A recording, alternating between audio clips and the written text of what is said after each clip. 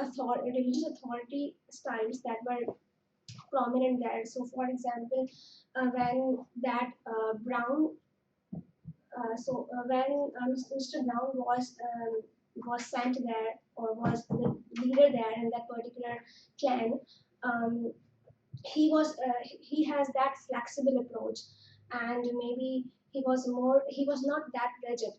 So and he actually was maybe empathetic towards the people. Yeah.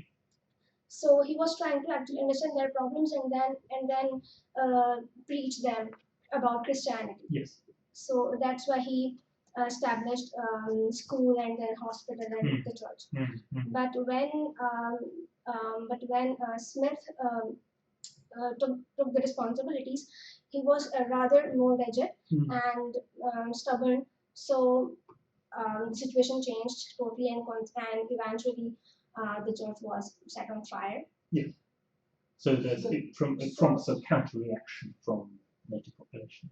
The interesting part that I find was initially Mr. Brown was also rigid because he tried to convert some people by straightforward proclaiming that your beliefs are wrong. But when he realized that by going straightforward, on an offensive mode, he cannot get more converts, then he decided to, have a more flexible approach. And then he decided that more people will come if I will build schools and hospitals, and in that way, I'll be able to promote my ideology, indoctrinate these people over the time. So that was his approach. Do you think indoctrinate is an appropriate word to use? Why? See, I haven't read the first 20 chapters, so I'm not sure of the entire background. But why were the school and university, the hospital was built?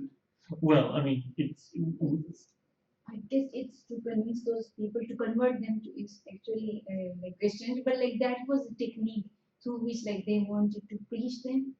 Like, so someone might say, sorry, I shouldn't continue. That's what I found interesting to what Abduh said earlier, that he tried to convince them or to convert them into Christianity, and they have a very interesting discussion. He tries to convince them that there is one God and then you don't have to be afraid of God, but then he sees that it's not working. And then he changed his way of convincing people, and he actually built a school. That's what I found really interesting. Their religion in education. If you want to preach some religion, then you have to educate people in a certain way. Initially, people were not even convinced with the school either. But then he told them that if you don't educate yourself, it's going to affect you in this way, in secular way. He didn't even talk about religion at that point. He actually talked about education. That's what I found very, very interesting. Yes, this is a system. So one part of the system is where cultural capital is changing. So you're moving from a situation where wealth is calculated solely in your agricultural land and in your strength. And in 5 years, you've moved to a situation where people who are from lowly backgrounds can achieve something. So social mobility is destroying traditional patterns. So one of the functions of traditional religion had been to maintain an aristocratic system that doesn't allow social mobility. So social mobility is being harnessed as a package of other cultural goods, including religion. So it's, as you say, education forms a crucial part in this. Now, it's a matter of debate whether you want to use a term like indoctrination to describe what's happening. Because indoctrination could be read as a critical word. So it's a word so you're saying if someone comes into a place and builds, say, a school and a mosque or a church or a market, then their purpose is to convert people to Islam or Christianity, rather than say their purpose is to show them that they are a good Christian or a good Muslim.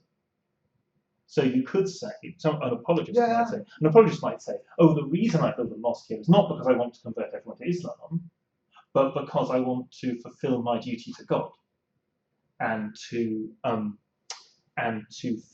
so that other people will then see that I'm a good Muslim, and they'll say, well, I want to be good as well, and they'll see the benefits of the things I believe, and they want to be like me. For instance, if I come to this new place where these symbols of worship are already existing, okay, and then I bring my own as well, and then we coexist together in that region, then it is okay. Oh, so But if I am bringing mine and I am of this perspective that only my way of doing things is correct and what you're doing is wrong, then I think it is a matter of indoctrination and not just showing that this is a good practice of being a good Christian. So there's two issues. The first is whether it's appropriate to make moral judgments of historical situations. Sure. So, I mean, it may be that you as a layman can have a moral judgment, say, about Saudi philanthropic activity in Africa, for instance, and you could say, I consider this to be indoctrination. They are displacing indigenous belief systems and replacing them with a Wahhabi Islam. Okay, but that's distinct from maybe what one does as a scholar, and says, so to use a word like indoctrination, you're entering into a set of emotional debates. And one, at least an approach that's often taken by scholarship, is to say, as far as possible, we're going to try to talk about this in neutral language. So I might be sympathetic personally to your point of view that sometimes this can involve indoctrination. But as a scholar, I wouldn't use the term, because I want to emphasize that it's neutral, that many different interpretations of this thing are possible and are held by people at the time. So in a sense, to involve myself is to lose my point of perspective as something that's as a commentator who's neutral. Do you see my So I'll give two examples. Yes. A very recent one, for example, the Prince Al Walid Islamic Center in Harvard. Okay, for the last 6-7 years, this was an article and I read it from there. I don't know the authenticity of the article. Okay, let's presume it's right. Yeah. So I read it there that in the last 6-7 years, Harvard Islamic Studies School has not produced a single PhD or single research which is openly criticizing the Sunni version or particularly the Wahhabis version of Islam. Primarily because the sponsor is from that particular background. However, in this same period, there has been several articles, several researches that are openly criticizing the Shia version. Okay, that one thing. Second, when the Britishers came to when the British came to subcontinent, they started off by building their own schools, which were called the missionary schools in the earlier on. And all the other people, including the Hindus, Muslims, the Parsis, they were very skeptical of their purpose. Later on, Hindus started joining Hindus started joining them, and Muslims did not because of their ideological clash with them. So that also, I think was a similar way of promoting the idea. Yeah, I mean, these are ways of promoting an idea. The question is, if you say indoctrination, it can imply that the only purpose of these schools is that people should change their religion. And it may be that the founder, plausibly, you could argue that a school's primary purpose is to say, we want to give children a good education because it's my duty to give charity. And if as a result of that, people find my ideas, people ask questions that are critical of their own societies or critical of their communities, and therefore seek to change, that is a good thing, but it's not my primary purpose. Sole purpose. Yes, so that you might not want to use the word indoctrination. Okay. So that would be a question. I mean, the same question could be, I suspect, applied about the entire spread of Islam in South Asia or Central Asia. It's often spread through the means of education. How can we differentiate that from indoctrination? The whole history of the spread of Islam in a lot of these territories is not being done by the sword. People are not being forced to convert, but educational systems are often controlled by Muslims and implicitly promote Muslim forms of cultural capital. So that can incentivize conversion to Islam. It can incentivize critique of other systems. So the same skepticism could be applied there. It depends. We cannot, especially for areas where we cannot necessarily tell motivation, and we cannot necessarily make an absolute distinction between what is instrumental and what is faith-based, then maybe it's inappropriate to use a term like indoctrination. So that would be my point. Now, I might personally be sympathetic to your example about Saudi patronage in Harvard, or indeed its effects, but I think one needs to be very careful. And this, of course, is an example. This is, of course, fictitious. So it's just, there is a relationship between education and religious conversion, but exactly what's going on, we don't necessarily have the right to say. So that would be my question. And thank you very much for raising this issue of the link between education and religious conversion. So this is an environment where someone's entire social system has collapsed. Now, why does Christianity seem so appealing in this environment? It's because it's an environment that seems to work very well, and there is a functioning state, highly proficient army, taxes are raised, people are punished in a way that's justified by this religious system. The British show up, set up a trading post. Someone does something wrong, the army comes to punish them, and the British annihilate them. They send in a few teenagers with machine guns, and they gun down armies of trained adult soldiers. And the world that had been known collapses. That all the means of the ways that had been familiar, that slaves and women sit at the bottom, men of men of poor lineage just do what they're told, that starts to be questioned. So the transformation is not just religious and political, it's also social. Social mobility becomes a possibility in this environment where people are, where anything is that thing, all things are up for grabs. So this is the background in which Christianity is being presented. And this is the environment where people find it attractive for social reasons of social mobility. That's not just Machiavellian. People are not just instrumentally saying, if I convert, things will be better for me. They're also saying the way I formerly understood the world was corrupt and wrong. It was something that oppressed me. And here is a doctrine that will liberate me. So that's also a possibility. Different ways of seeing the transformation that's occurring. But what I'd like to focus on is an intellectual strategy used by the first missionary that you mentioned, Mr. Brown. He presents his new religion. And he says, the worst thing, this is about your religion, is you give all the worship to the false gods you've created. And there's many gods, they're all false. And the man says, the Nigerian says in reply to him, that's not so. We make sacrifices to the little gods, but when we fail, there is no one else to turn to. Then we go to Chukwu, and it's right to do so. Our fathers knew that Chukwu was the overlord, and that's why many of them gave their name Chukwuka. Chukwu is supreme. And so then Mr. Brown says, you're afraid of Chukwu, but in my religion, Chukwu is a loving father and need not be feared by those who do his will. But what's interesting is that during their conversation, the two men are presenting their religions as increasingly proximate. They are finding out they are middle ground, or inventing a middle ground. Now, it may be that the man is inventing Chukwu, or giving Chukwu this supremacy that he hadn't previously had. They are the same thing, in a sense, invention and discovery. They are the same thing. He is finding out things about his religion in response to someone else's challenges. And in so doing, he's actually changing what his religion is. So religion is not static in this conversation.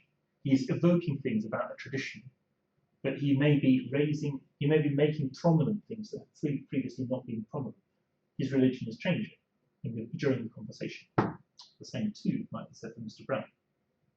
So can a religion evolve on the basis of a perspective of a single person or a society as a whole? A group of people, I would say. If a group of people change their perspective on a religion, then that religion changes. Yeah, but not a single person, right? It depends on the Depends if authority we or Yes, the authority yeah. so that person. If that person has sufficient authority or sufficiently well networked for his ideas to spread, then yes. I mean, if that person is the Aga Khan and he changes his perspective on what his religion is, and then he promulgates that changing perspective for that person's hope, then yes, maybe we can say that the content of the religion has changed.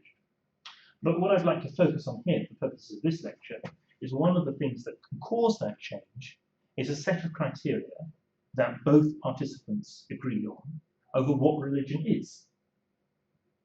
They agree that religion should involve X, Y, and Z. And here, they've agreed that a religion involves belief in one God. And here, that is a preliminary to the other man converting to Christianity. He converts to Christianity because or if not him, then others like him, convert to Christianity in part because they can convince themselves that the religion they'd always believed in was itself just an inferior version of Christianity. They were already Christians, but not knowledgeable ones. Yeah. So all that's happened in their conversion They haven't changed. They say to themselves, this is a common story among converts, they haven't changed their religion. They just became aware that that had always been their religion. It's a common story, for instance, in Muslim converts to Islam. People often say, I've realized that these were things I always believed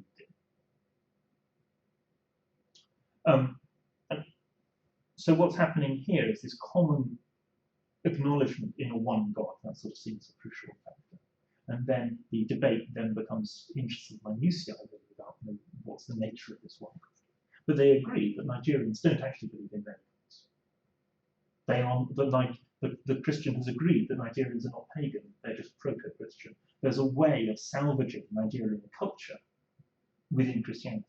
So that's what's occurring in this extract, to my mind at least. It's very different from the case of Mr. Smith, where Nigerian belief is simply false. It's contrasted to something that's true, and people who deny that get in trouble. And that causes very different kind of relationship that means that Nigerians have to reject much more of their own culture, much more of their own past, in order to succeed in a new Nigeria. I want to ask one thing.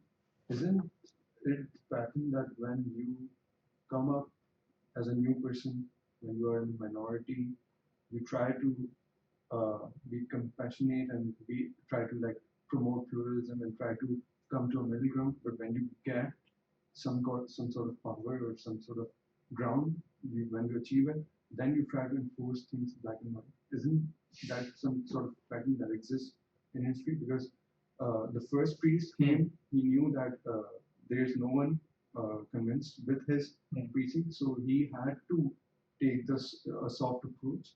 But once when he left, Christianity already had established itself in that area.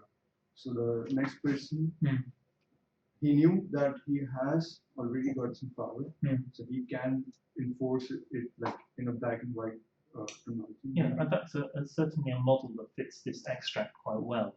You could write a similar model for the history of Islam. You could say that in environments where Muslims are a minority, though they are an armed ruling minority, they are much more prepared to allow Christians to. Because that's the thing that when Prophet Muhammad started propagating, he took a soft approach. When Fatimids came to power, they knew that they were in a minority, so throughout the time they tried to prefer and promote pluralism, and like we read things that they appointed a Jew as chief justice and all that stuff. So in my opinion, maybe it is because when a person knows that he or she is in a minority, or that particular group is in a minority, so that particular group tries to enforce pluralism more than that. You could argue that. That's an arguable status. So you could say Muhammad, when he's in a position of weakness, argues for just invites people to accept what he's saying. But when he's in a position of greater strength, then he's more prepared to take armed action. But it's not an absolute rule, and it wouldn't apply in every context. So certainly, we'll later on in the course we'll encounter an example from Mexico where you get Franciscan priests arguing that a large number of Aztec customs should be incorporated into Catholic practice. It seems to be occurring at a point when the Spanish have supreme control of Mexico. There's no prospect of any kind of Mexican rebellion. So you can also have sheer sort of commitment to principles of freedom of culture, if not freedom of religion, freedom of culture, that aren't merely connected to power. So it's possible. Your argument works in some cases, but I'd be wary of saying it works in all cases. Of course, there are some Fatimids who did persecute Jews and Christians, and Al-Hakim famously removes all rights formerly given to Jews and Christians. And they were asked to wear the sign. Yes. So, and at some stage, there's early on in Al-Hakim's reign, there's prospect of persecution of Sunnis as well. So it's not simply a function of numerical strength. It's also a policy decision. But yes, I think what you've proposed is a general and sensible rule. I think that's probably works as a rule of thumb. I think there are a number of exceptions, but yeah, it's plausible. So you asked me for some specific examples of how this might work, of how a set of rules are established for what religion is and the effects of those rules. And what I want to talk to you about today, I'm going to talk to you about other sets of examples in future lectures. Talk about today is the historian Christopher Bailey and his discussion of religion as a 19th century invention, as a category of religion as a 19th century invention. And what he means is that all across the globalized world, so British India and the Ottoman Empire and Latin America and Europe, you see the same kinds of patterns in different religious traditions in response to, one, the dominance of European empires, which are Christian, and two, the sharing of a number of global technologies, such as railroads, printing presses, gunpowder, steamships, telegraph. So he says those two things stimulate a new definition for what religion should consist of. So he says across the world, you get the evolution of liberals, being used here with a big L, so people with liberal political affiliation, often members of liberal parties or groups like the Freemasons, possibly, who disapprove of superstition, that is the religion of the masses, but approve of religion as a social force. So they're not anarchists. They are saying the fact that the masses believe all these things are, they are wrong.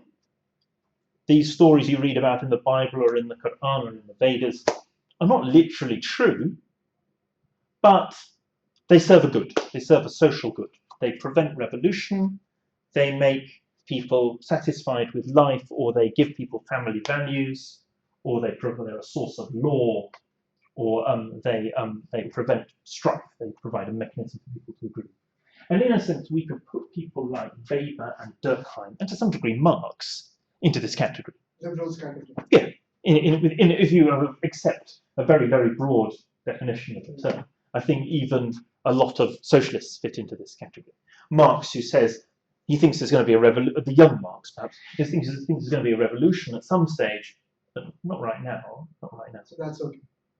Well, I mean, I'm wary. I mean, I think the young Marx who says, I think he changes his ideas as he gets older. So for instance, if you would place all these scholars in the liberals category, then where would you put Bertrand Russell, who openly criticized in the sense? Oh no, this is 19th century. This is 19th century. So Bertrand Russell does not fit in this category. And this is liberal with a big L. This is 19th century liberal. So insofar as Marx is a Hegelian idealist, I put in here. Marx is a silly example for me to pick. Actually, I retract that comment because it's simply too complicated. But Durkheim and Weber. If I put Durkheim and Weber here, or I put John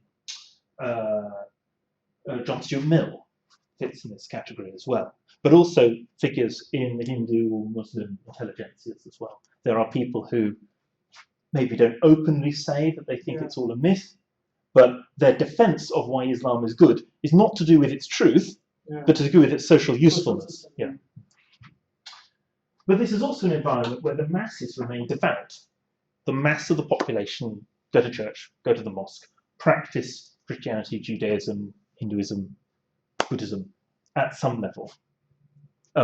Even though the people who rule them have a kind of skepticism over whether these things are actually true. And Bailey observes that this stuff is happening all over the world. It's not just in Europe. It's not just in Europe this is happening. You also find this in India and in the Ottoman Empire. He also points out that in Europe, especially, this is an era of the disestablishment of the church. This is an era where you get, following the French Revolution, and then the Napoleonic restoration of the church. Across Europe, you get this sort of sense that the church should not be involved in as a large sort of property owner. The church loses its role as a massive owner of property in the way it loses obvious connections to the feudal system. So what happens during the French Revolution, what happens is the revolutionaries confiscate huge amounts of church property, including church buildings. And in France, in Switzerland, and in Germany, many of these places are converted into other uses. So you get churches being used as barracks, or as stables for horses, or as temples to reason, sort of some post-Christian religion, or simply as private houses.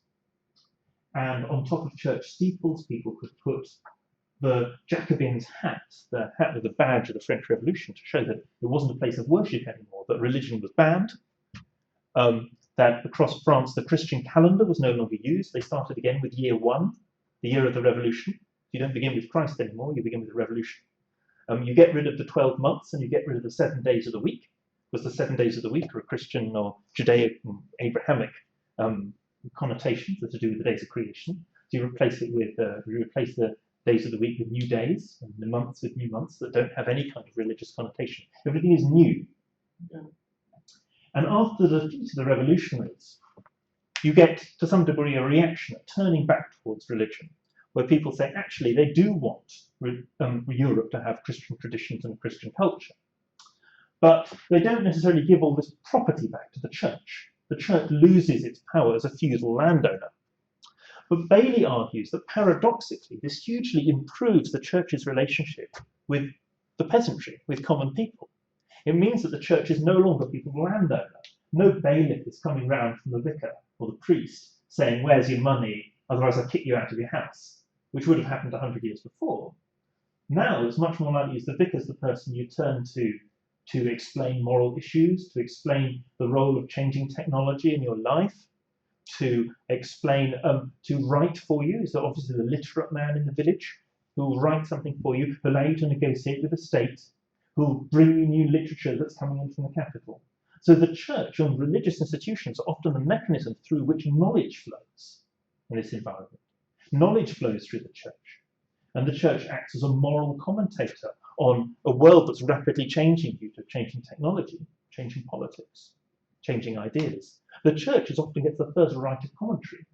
And the crucial thing that Bailey points out, and I find this really interesting, is that it's no longer contaminated in the way that it had been a century before. It's no longer contaminated by its connection to money and to land. The church acquires this role as a moral commentator precisely because it's gone through a revolutionary experience, it's lost all of those connections to a feudal regime, and people have then turned back to religion, and the church has lost those parts of its institutional connections to exploitation that it formerly had. Ironically, it gives it a greater role as a commentator. That's a bit complicated. Have I been clear? I talked through that. Was that okay? Yep. And if you find what I've said puzzling, then either ask me now or later, or you can look at Bailey's works himself. So you can always read it in the text. And Bailey says, in many cases, the state, or rather certain political parties, co-opt the church. They use, they act as public supporters of the church. But it's always is the church's role as a moral guardian for the public, rather than the church as a landowning institution. And that's something that it's not obvious now, because we're so used to the fact that religious institutions are not major landowners, but because they have been. They have been in the 17th century. It's a major shift for what's happening in Europe in this period. So one of the other big changes that Bailey observes is this is a period where the state grows massively.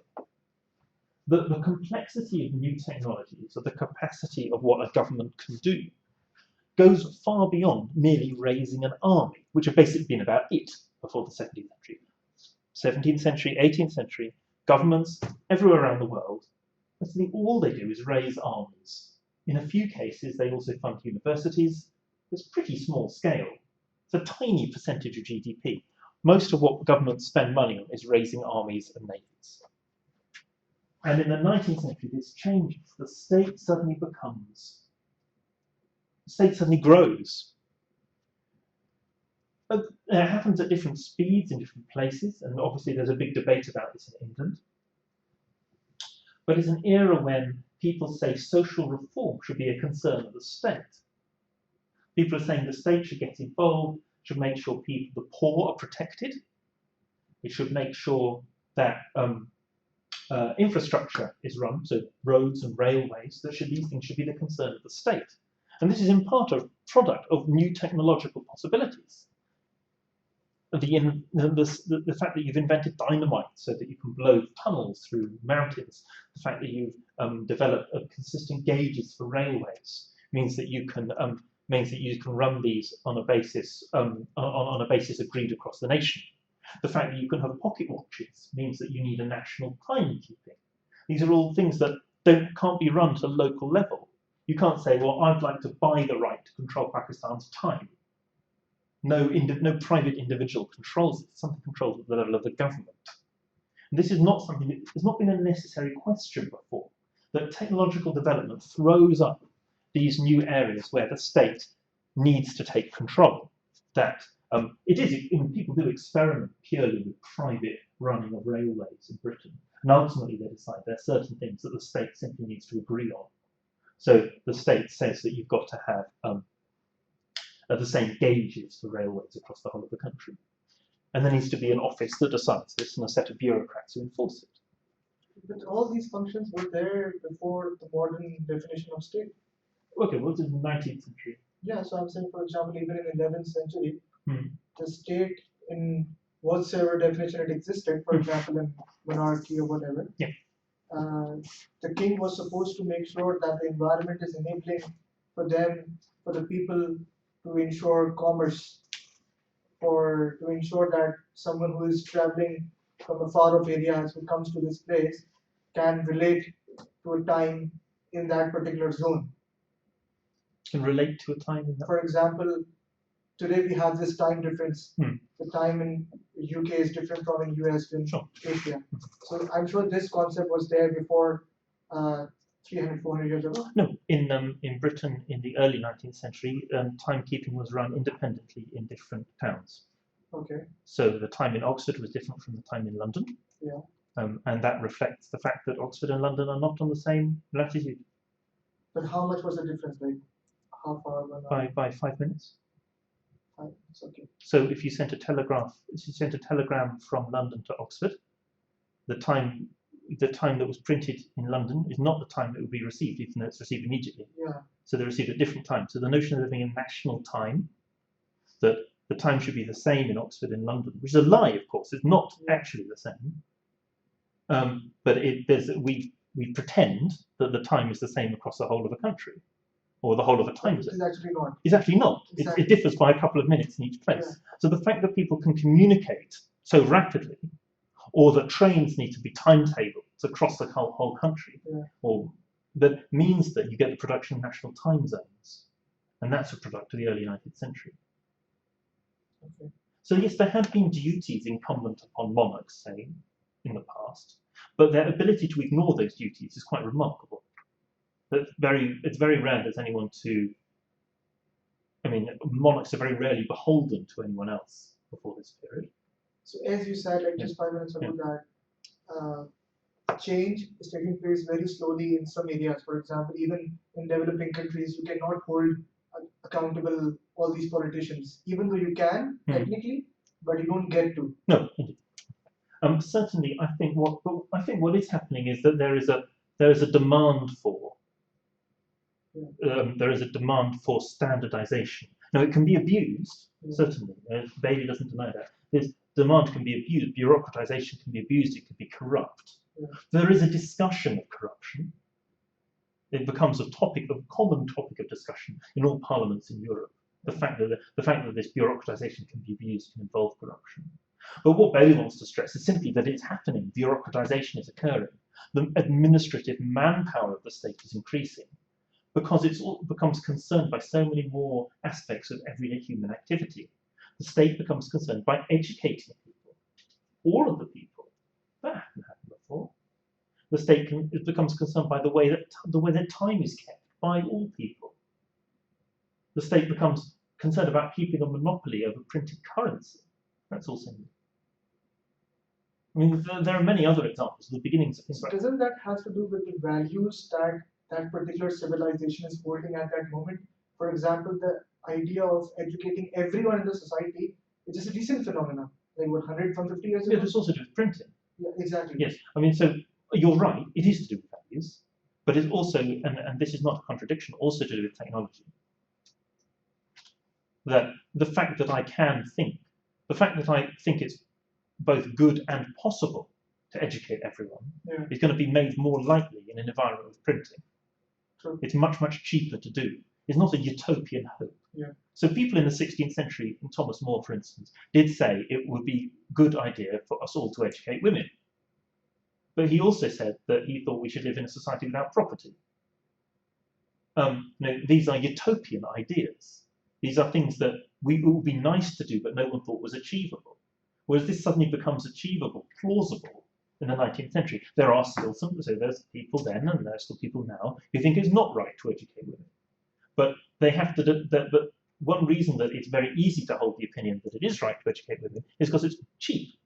It's possible to do it, and that's been made possible by printing, with the dissemination of information, and made even more possible by things like the internet.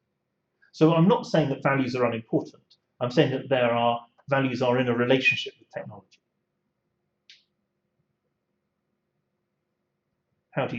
What do you think about that? I'm still looking up Okay. opinion on it. Sure. And how technology will affect in the future. Oh, who knows? But this is, for the moment, if we just accept Bailey's point. You're very welcome to disagree with what Bailey's saying, and I don't necessarily personally agree with him on everything he's saying here. But I think if you find yourself puzzling out, worrying at his ideas, the best thing is to do is to, having had our conversation now, return to his writing and think about it. So that's one of the reasons it's good to read the optional readings. So, okay, so he's talking about the separation of the state as something to talk about. Technology is changing, and that means all these new things are possible. And these new things are possible. These new things are possible for people who control tax money. So the state exists in a way that it didn't before. The state has become separated off from society. Many more people are employed by the state, and are seen to be employed by the state. So people start talking about the state. It becomes a thing.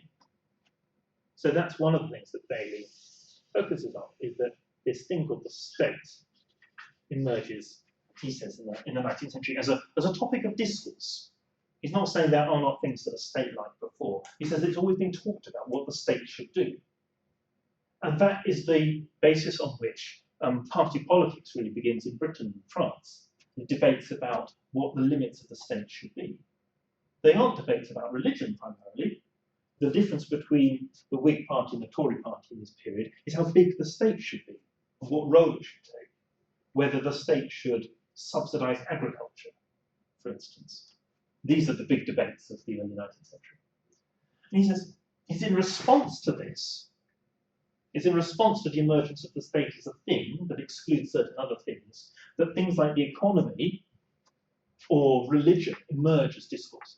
So he says it's in response to that you get people saying, no, that's nothing to do with the state, that's to do with the church, that's to do with religion, that's to do with the marketplace, that's the economy. So liberals, classical liberals, would say, no, the state should not interfere with the economy, and it should not interfere with the church. So these debates are about separation of spheres, whether the Queen has a right to appoint the Archbishop, for instance, whether the Caliph has the right to appoint the imams in every different city in the Ottoman Empire. These are debates that are generated in part by this discussion of the state, the recognition of the state as a thing. And Bailey sees this as a sort of epiphenomenon, something that occurs because of the rise of bureaucracy. So just for a personal clarification, when we talk about this discourse, are you talking about these discourses taking place within the public circle or within the scholarly group? Well, in Britain, Yeah. Well, it depends. It's from country to country. It depends very much. In the Ottoman Empire, we're talking about a small group of people surrounding the Sultan. Exactly. The Raj, it's somewhere in between. It's certainly something that you get middle class intellectuals discussing in all major population centres. Public discourse. To some extent. Yeah. And in Britain and France, there's a bigger group of elites being involved. Of course, not everyone has the vote. It's being discussed in Parliament, but maybe only 20% of the population has the vote. I'm saying this because the vocabulary that is part of the scholarly group becomes common much later in the public discourse. You know? Yeah, sure. I mean, this is the things that Bailey is saying about the 19th century in general are true in Britain in 1800 and true in most of the world in 1900. Okay. So there is a kind of stage level to his chronology. So when I say 19th century, it obviously applies more to Britain and applies first to Britain and subsequently applies to much of the rest. And Bailey would say that itself is a marker of the dominant role of industrialization and changing technology in these discourses. British people aren't thinking about these things earlier because they're cleverer. They're thinking about these things earlier because they're happening to them. They're matters of concern because technology is affecting social change in Britain before it hits places. Would you say cleverer, or there should be some other word? Well, there is no doubt that in yeah. the 18th and 19th century, the West, or particularly Britain, was way ahead as a civilization in other parts of the world. I wouldn't say that.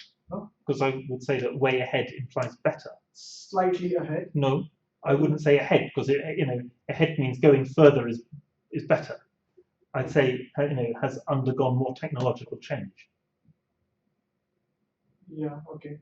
Because you don't want to imply that people in the 17th century or their levels of technology are worse necessarily, because it's a value judgment. Okay. Is it worse to use a horse and cart than be on a train?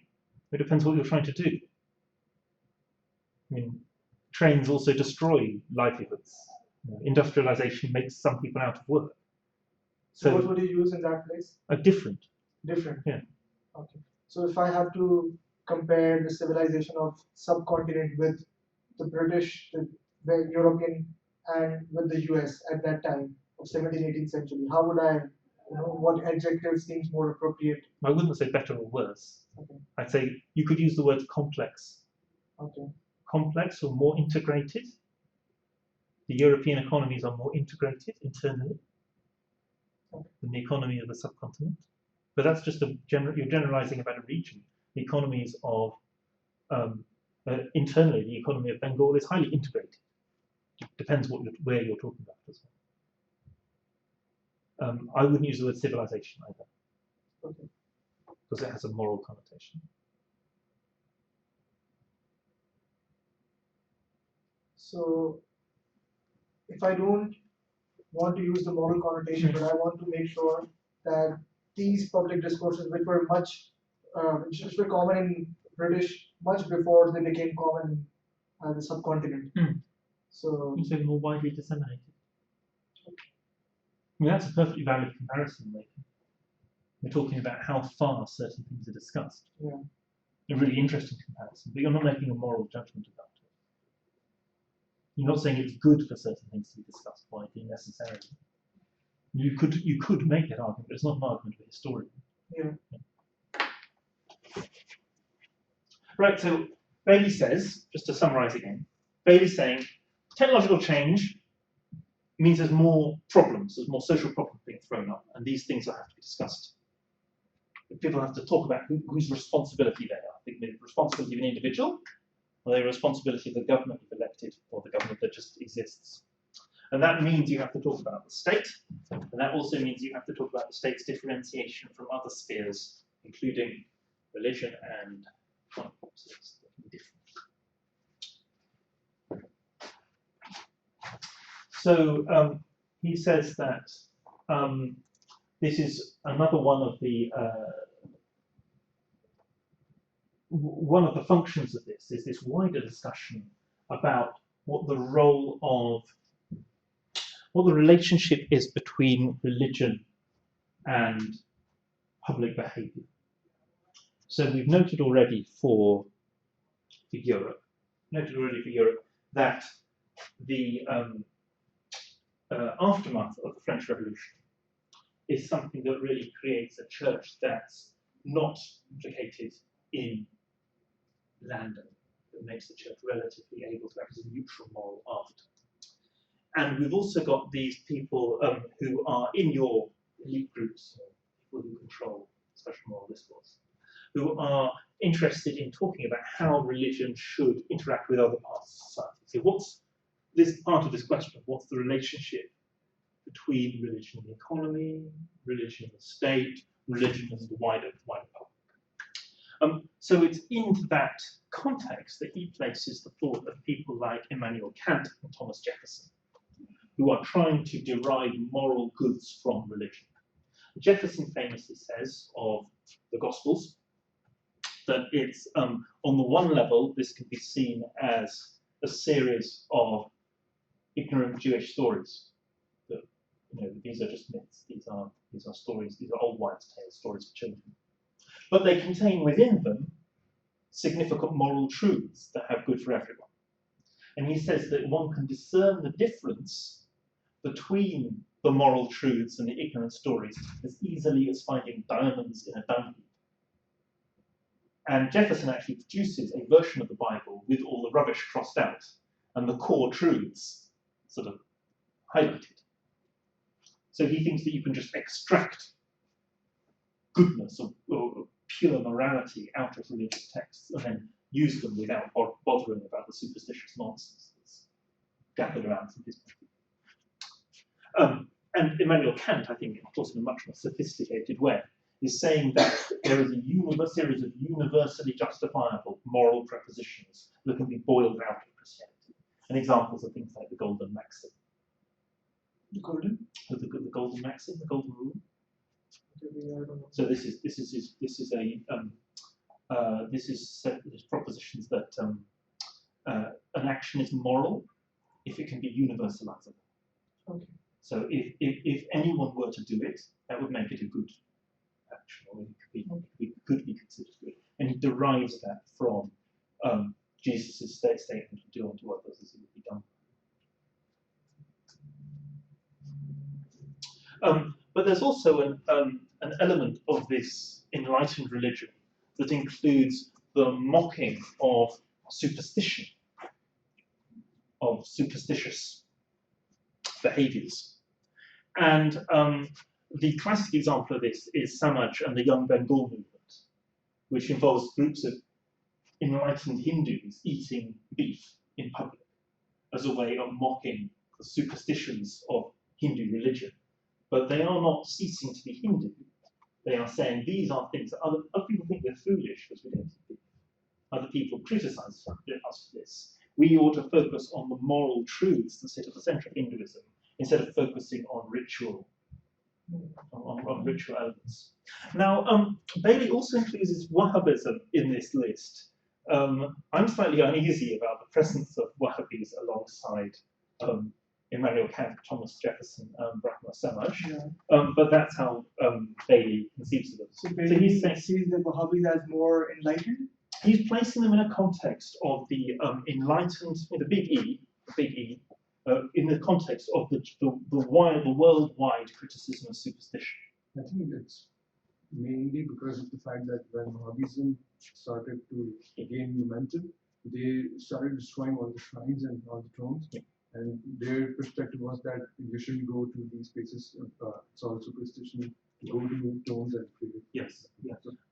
Now, my worry about this is Samaj really does fit into Samaj and people like Muhammad Abduh do fit into an environment of a worldwide interest in differentiating the moral goods at the center of religion from superstitious accretion. But to be honest, I'm not sure that I'd really put the Wahhabis into that category. I would never put. Because I don't think they're actually involved in a worldwide conversation.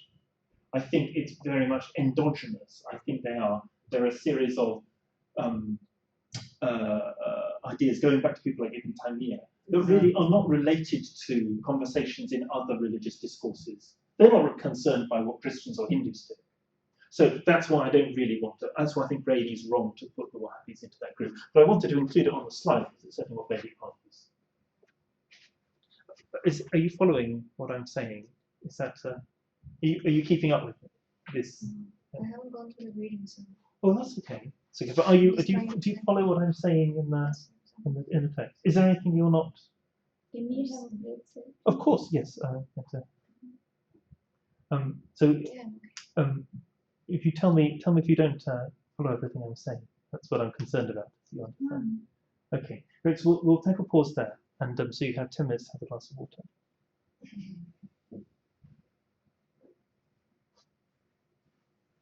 So, how much time do we have to read the Sacred Canopy and the World's Religion? Dip into them. So, like, will you include them in the first term, or? Oh no, I won't test you on it. Okay, you won't? No. Will we ever discussing them or something? Not explicitly. Okay. But you will find them useful for other things we talk about. World religions is probably useful for the whole of the course, but then try and read the whole thing. So, I've started the Sacred Canopy. Sacred Canopy is a text about secularization. Yeah.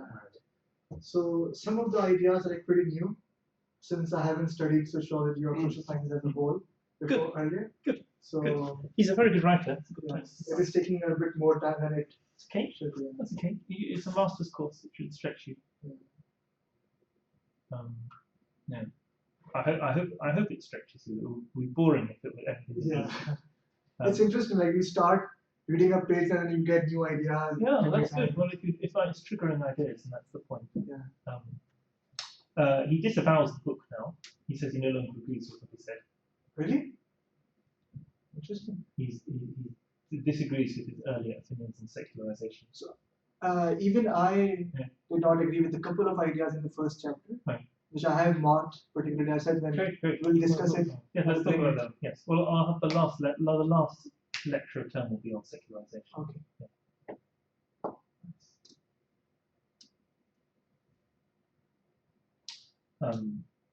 What was your first degree in? I have done both my bachelor's and master's in business administration. Okay. So yeah. it could all be new to you. Yeah. Yes. So you're doing a lot of it from kind of very good general knowledge, I suppose. The common knowledge. From side research Yes, on yes, of my exactly, own, yes, yes, that's yes. it. That's okay. Okay, remind me, what was your first degree in? What was your previous? Architecture. Architecture, that's okay, yeah. Where did you do that? National College of Arts Lahore. In Lahore? Yes. Oh, nice. What a lovely place to study. Have you ever been to Pakistan? No, I never have, but I've seen photos before. Charming. I'd like to go to Pakistan. I'd like to go to Hunza, actually. Teaching was good with Hunza. Why Hunza, sir? Well, I keep on teaching Hunzis. So I find I get taught all these things about Khurashevsky poetry and things I never thought I knew I wanted to know about, but I do. So it's fun. So I quite like to go. Oh, I end up teaching a lot of people who work for the AKDN in Guildford. Okay. JQ has a huge campus in Karachi. Yeah, A huge campus. Yeah. You were brought up in? I was in Guildford. In Guildford. Oh. In Guildford City. Yes, sir. I was working at AKTC before I came here.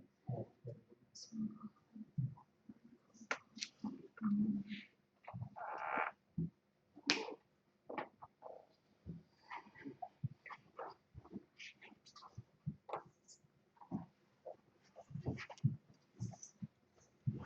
So what I'll do in the next bit of the lecture is I'll just finish off talking about Christopher Bailey, and then we'll have a bit of a break, and we'll talk about different ways we can apply his ideas, or ways you might want to criticise them. So just because I'm telling you what Bailey thinks doesn't mean I agree with it all. But I think it's best that the reason I'm doing this is because, especially early on in the course, I recognise that Bailey's ideas are really relevant, but you might find them rather hard to digest if you just read them. So that's why I'm trying to guide you through them, so that you're not just on your own with you in the book. But after I've given my lecture, what I'd really like is for you to go and have another look at Bailey, and see whether you think I've given a fair summary of what he thinks, but also it might give you other ideas about what you agree with and what you disagree with. Because what he's doing is a really good example of this process that Smith talks about, is recognizing that religion, trying to recognize religion as a changing category, a constructed category. So it's not something, we can't just say such and such is religious. We have to recognize that the definition of what religion is itself a kind of polemical, critical, political category. When you say religion is something, you may also be saying it's not superstition, or it's not what the state does. It's often in opposition to something else, it's an antithesis to something else. And that's what these guys are doing. They're saying real Hinduism isn't not eating beef, it's behaving in a moral way. People who say it's all about not eating beef and all about the caste system are superstitious idiots. We are deriving the central truth of what this thing is.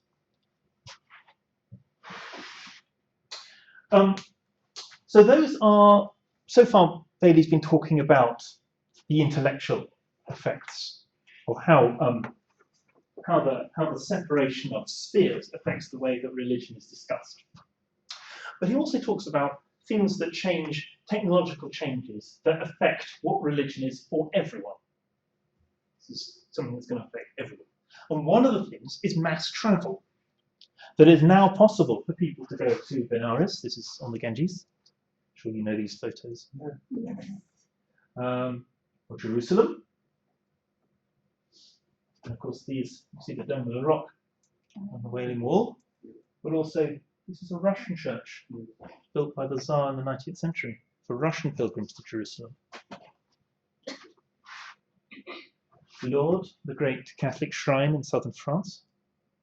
Also, peasant girl sees a vision of the Virgin Mary, and within a few years it's transformed, small village, transformed into a massive city, and with pilgrims from all over the world, not just not just France, but Ireland, Poland, Lebanon. When was it built? In where? When? 1850s, I think. I'm not quite sure. Mid 19th century. Not like centuries ago. No, mid 19th century. A modern pilgrim. It's a modern phenomenon. Of the girl seeing the image of the Virgin. There's still regular flights from several English cities to Lourdes, direct to Lourdes, and people go to take holy water. A very common pilgrimage destination for the Irish as well. It was one of the biggest pilgrimage centres in Western Europe after Rome. So you can go. You can go where your grandfather could not go. You can go to Mecca or Benares or Jerusalem or Lourdes, Rome. And you can go by steamship, by railway. The Ottoman Sultan builds the Hijaz Railway. The formal religion, or involvement in formal approved religious practice, is now possible for everyone, which also means that religious institutions start to become concerned about making sure that everyone does these things. So with not just opportunity, technology also leads to compulsion. And you also get, this is the great era of printing, the printing not only of Bibles and Qur'ans, not only of scripture, but also of the prayer books. Controlling, not just saying, here you are, have access to a Quran, but also this is what you've got to think about it. This is how you have to interpret it. That the interpretation is controlled by the dissemination of prayer books.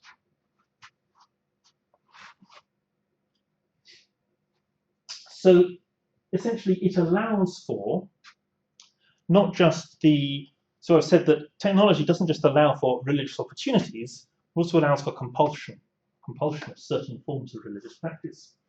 And this is the great era of things like the dinayet, the Ottoman state religious institutions, where imams are appointed after passing exams, or after passing tests that their statements are proper Sunni orthodoxy.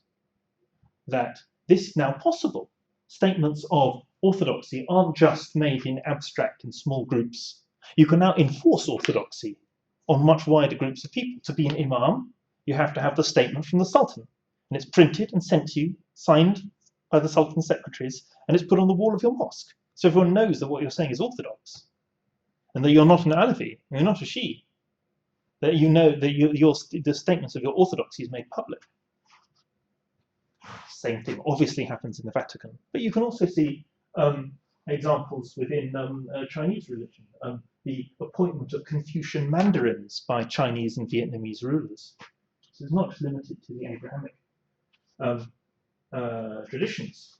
And what you see is an increasing role for texts. Printing allows for an increasing role of texts.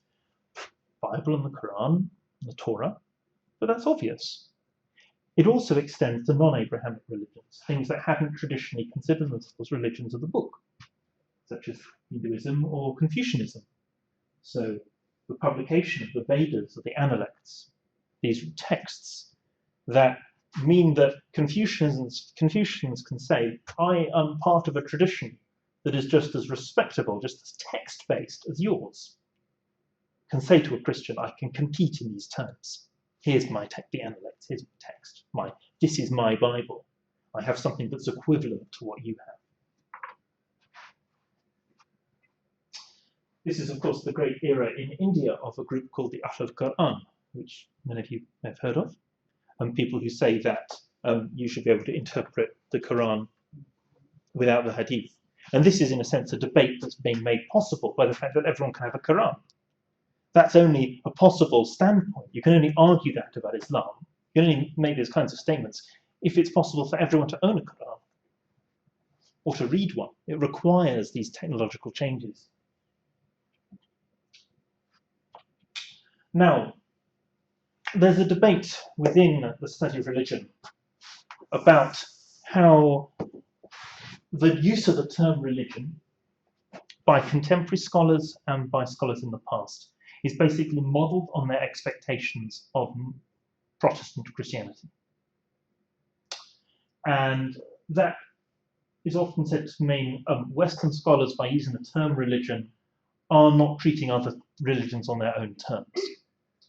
Is this linked with Bailey, or is it? This is no, I'm giving you some of the background of what Bailey is saying. So people often criticize European students and American students of religion for analyzing other religions in Christian terms.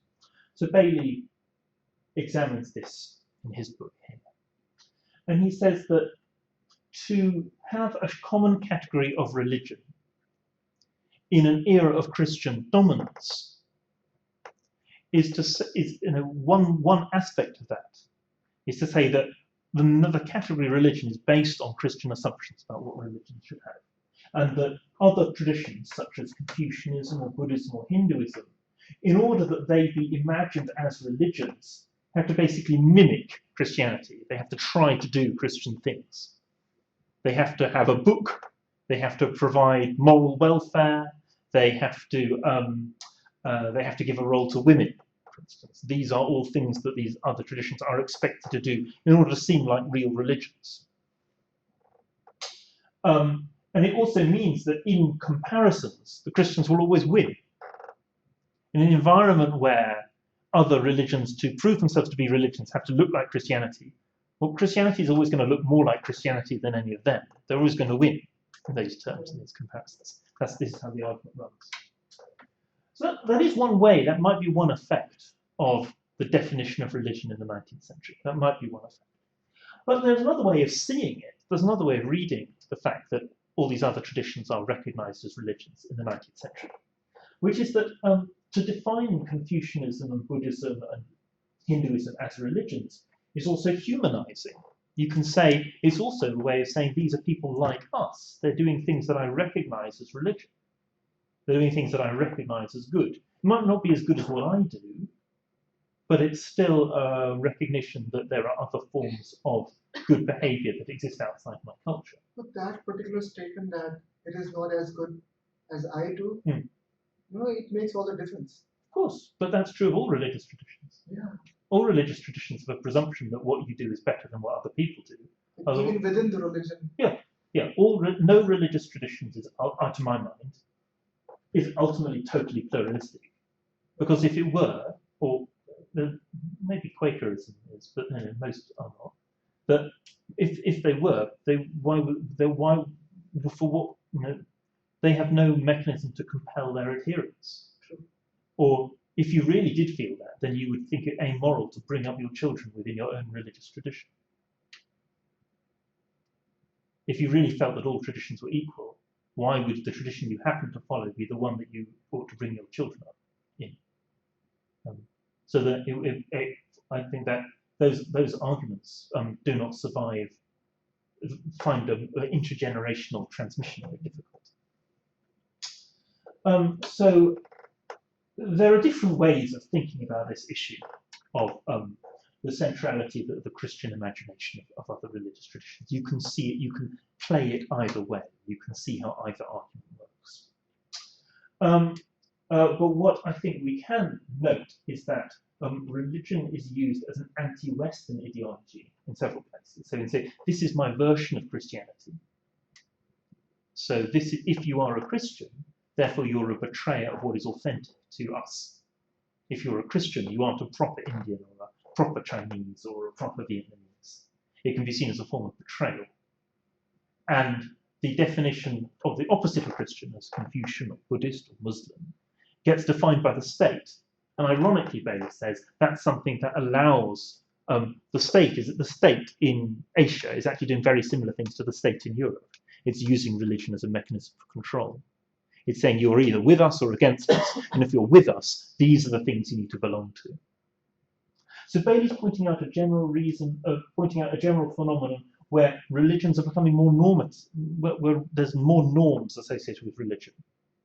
That in the 16th century, what had gone on in the villages and been called Islam, no one in the court had cared very much, as long as they called themselves Muslims. All right, fine. What they actually do in the mosque, what the Imam says, the kinds of sacrifices that people give, whether or not they go on the Hajj, probably whether or not they pay zakat, it's more complicated.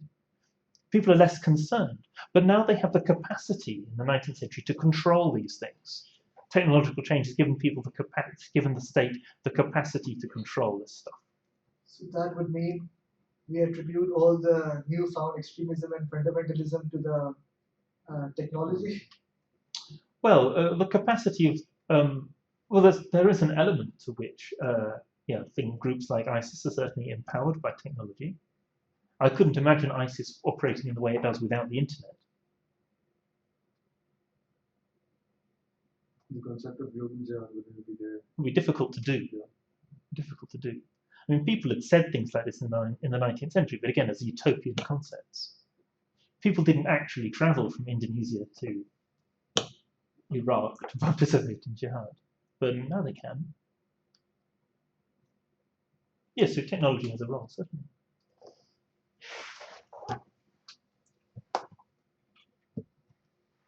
Right. So that's been Bailey's argument.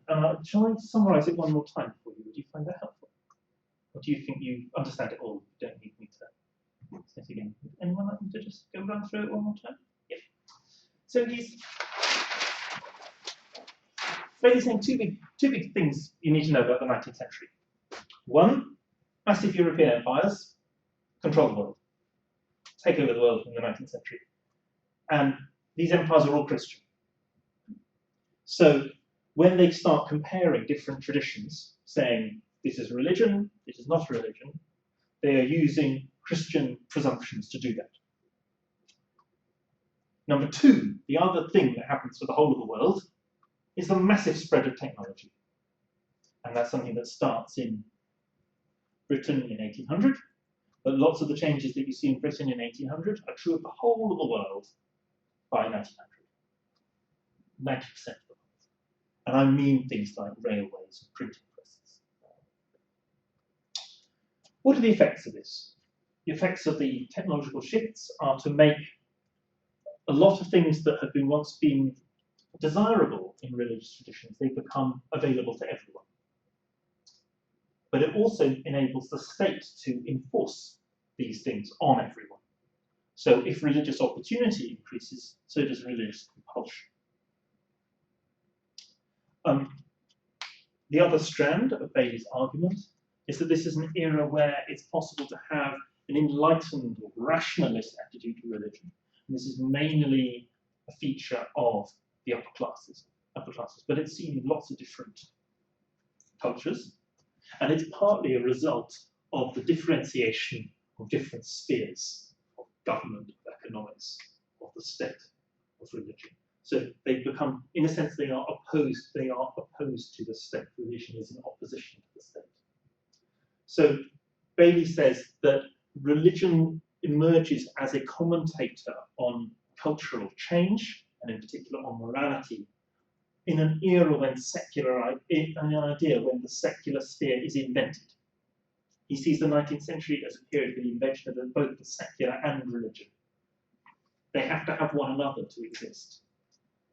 They have to be recognised as separate spheres, and in a sense, that's a product of the state. That's a product of the emergence of the state. His argument's a complicated one. I hope I've done it justice. It's worth thinking about, and please have a look at Bailey's own writings to see if you agree with him, because you're under no obligation to do so. You may have got it totally wrong. I already highlighted this issue to with the Wahhabis, but I don't really think they belong in the category of enlightened rational thinkers about religion. And what I'd like you to do now is, if you can form yourself into two groups, sort of separate in the middle. And I'd like you to talk about how religion as a category changes from the 19th century examples you've seen here to the 21st century. So how is religion defined? What do you need to be a religion, to be a world religion in the way it's being used here, in the sense of Judaism, Islam, Christianity, Confucianism, Buddhism, Hinduism? So, okay, those are the world religions of the 19th century. How are these being defined? What do these traditions need to have? And is there anything that a religious tradition needs to have in the 21st century that's different from the 19th century?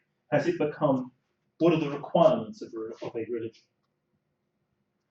So what was required in 19th century to be a religion? Yep. And what is required in 21st century to be a religion? Yes. So I asked you before, remember last week, the question I asked you was, what is a religion? Yeah. And I was asking you that as a scholarly category. I was asking you as scholars to come up with a definition that was useful to you in writing scholarship.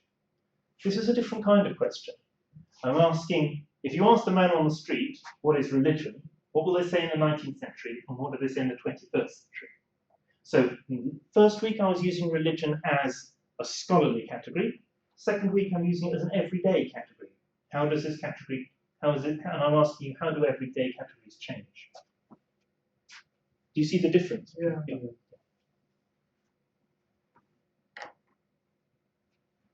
So if I say in the next, until 1:45, so the next 7 minutes, if you club together and get talking, and then think about what do you need in the 19th century to be a religion, and how does that change in the 21st century?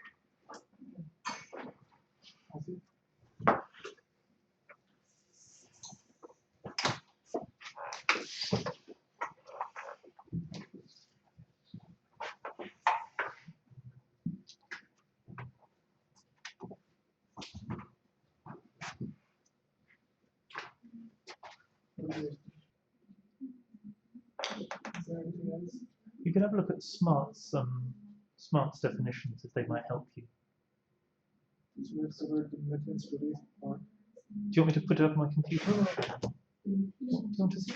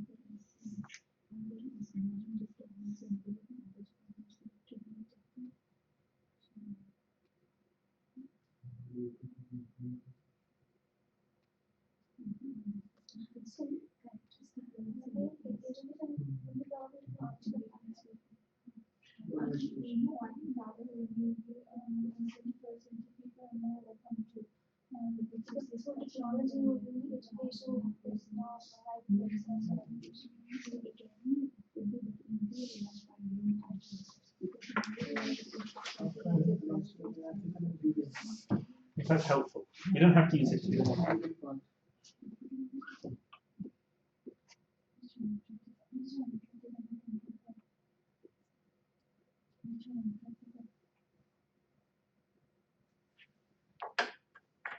Like, for example, the role of woman was completely different in 19th century. Now she's such a so when wearing these clothes in 19th century will be considered devious. Now it's okay.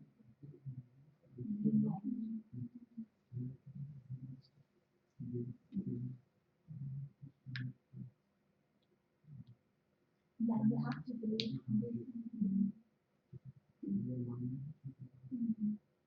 Because hierarchy is same.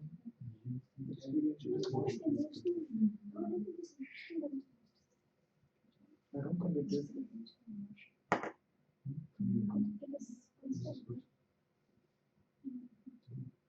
Constant is not the right word, but It's a really interesting question. I never thought of that. That's very interesting. Very difficult to write the history of emotion.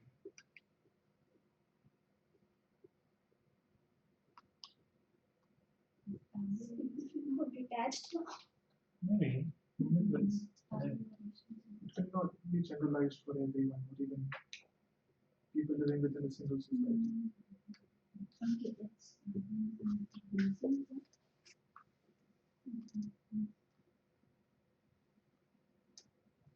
What about narratives?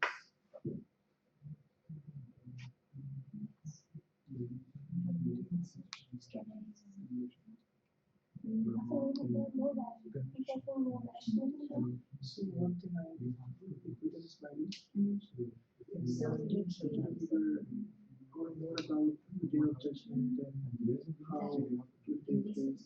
But now religion is not spread in the name of fear. Like it's more about you should do it because for your own satisfaction or happiness rather than the fear of God. So the story of the day of judgment has lost its importance.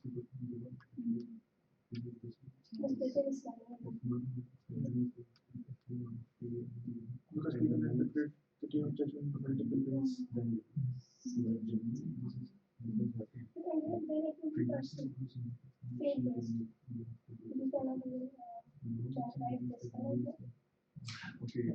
I would argue that's quite good.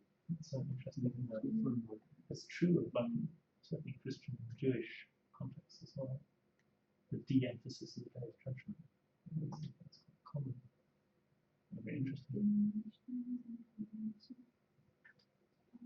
Yeah, the only people telling everyone else. So sometimes in Britain we do come across people standing in public spaces telling everyone else they're going to go to hell. And they are almost exclusively British Tories or black African evangelical Christians. You rarely get, or occasionally sort of American or British evangelicals, but it really dropped out of mainstream Christianity. And there is a similar case in Birmingham where certain type of Muslims live. You get to see outside mosque people telling you about these stories, where the fear of God is emphasized. Yes, I mean, I certainly see people standing outside the mosque telling everyone who comes out of the mosque they're going to hell because they went to that wrong mosque. Exactly. Yeah. That's not uncommon, but but it's only very specific groups.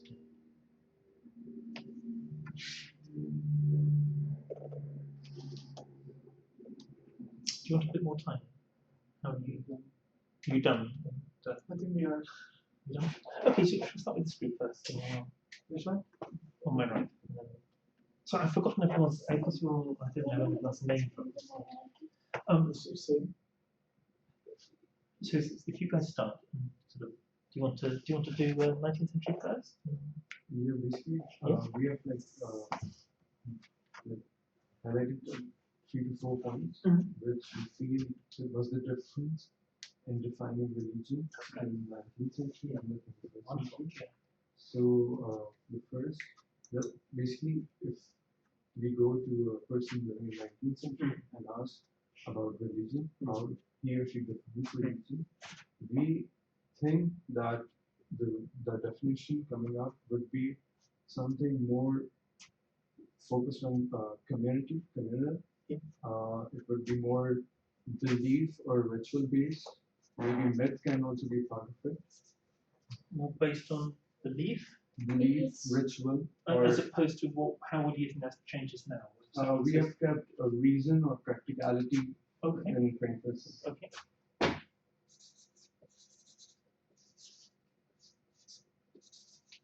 So the first point was 19th century, we expect a person to give a more communal view, and in 21st century, a person might give a more personal view. And what do you think? What can you give an example of what a communal view is? Communal view can be like maybe the 19th century person would say that we Muslims believe that this.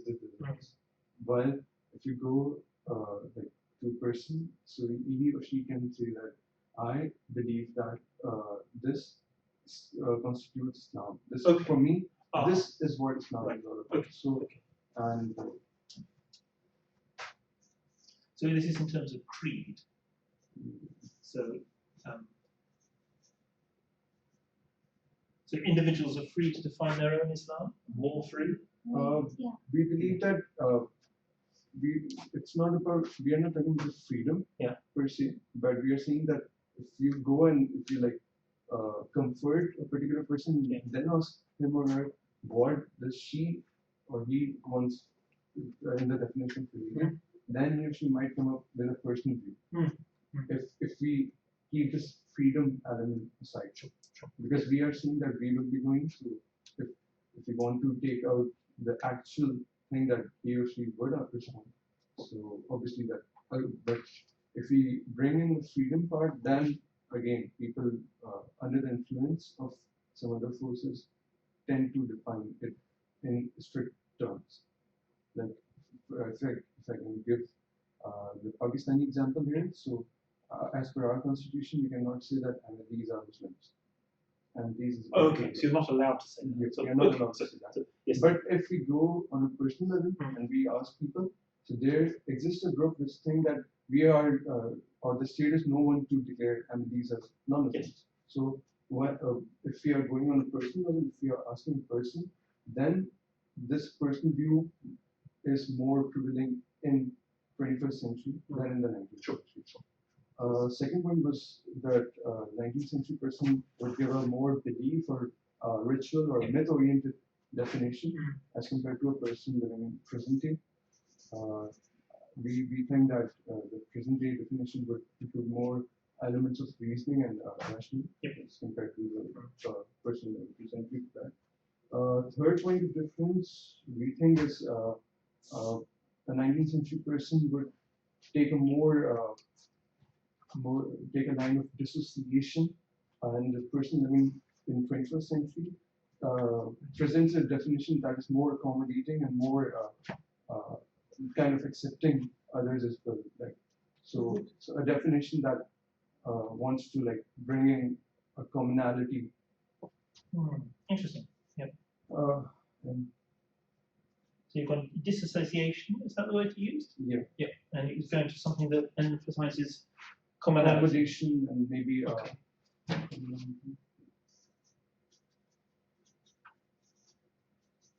Is that fair? Commonality. And can you read this? Sorry, can you read what I'm writing? What's your fourth shift? We kind of doubtful about the fourth one, but we believe that a 19th century person would talk more, would take religion more in terms of conviction, and the person living in the 21st century would have a rather convenient sort of view regarding religion, because we now hear about the alternatives that are there to like compensate things, or to like if you're not able to perform this thing, maybe you can come up with this thing or not. I didn't understand your point.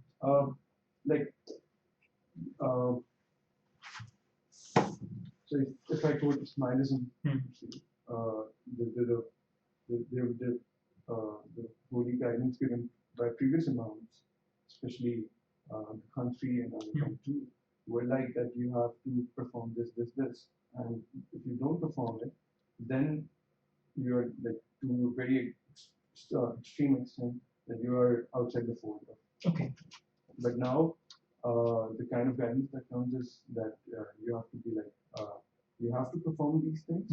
But if you are like, for example, if you, in case the present norm says that if you are a student and you cannot perform at the right time, so you can remember me and remember the God, and then later on when you get the time, so you can do that. So maybe I think that century or two back, people used to have a very convicted view regarding that. Practices person. You can say if there's flexibility or sort of. I believe that again we are kind of doubtful because there exists a very extremist circle which might not, which might be totally other way around all Yes. 4 points. Yes. So we accept that that group also exists, but we are talking about the people. So, Yes. So these, what you're saying here is a generalization that you Yeah. think holds for most people, but you Yes. recognize there is a counter movement. Yes, and because the counter movement is violent, Yes. that's why that gets very It gets prominent. noticed. Yeah, but there is a silent majority that if that would have been violent, then I don't think the world would have been even this peaceful. Sure. Because Sure.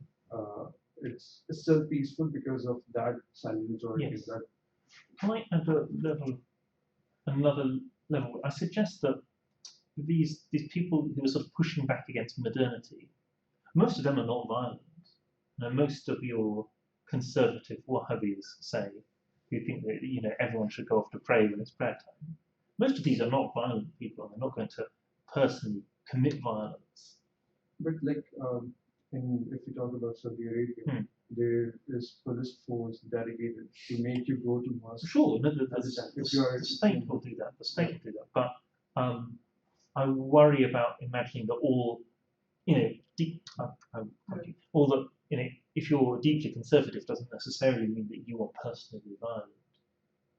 That again, there are degrees and there are extent of violence that can take place, and that also depends on your ideology and the authority you hold. So, violence can be state violence. Violence can be conducted by groups, but violence can also be male dominating his family, dictating terms to his wife and daughters, that you have to wear this thing, you have to do this.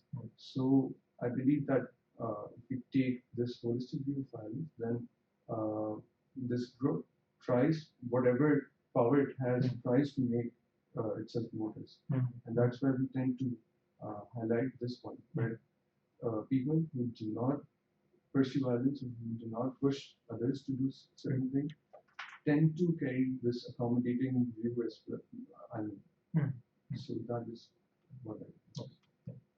Thank you very much. Thank you all very much, because I know that Karim was channeling, I think, a very fruitful conversation. So you all had a role in what Karim was just saying. Thank you very much. So, do you want me to write flexibility, or what do you want me to say in terms of the ritual flexibility? Yeah.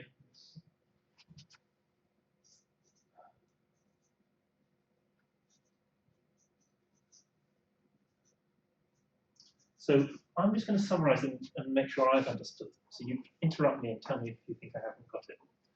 So you said that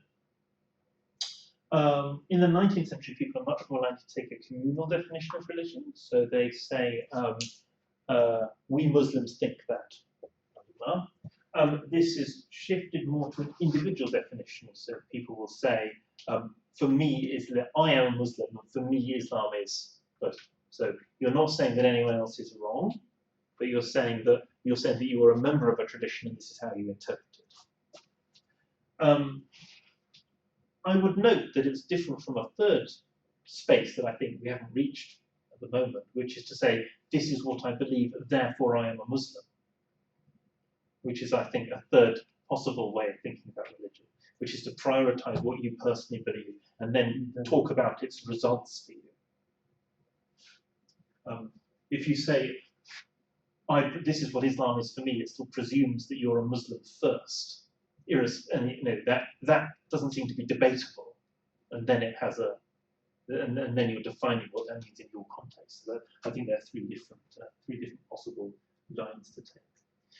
You've talked about how belief would tend to be justified. An individual's religion would tend to be justified through belief. No, we were saying that the 19th century person would focus more on belief Yes. and the ritual part, and say that it is because it has been what it is.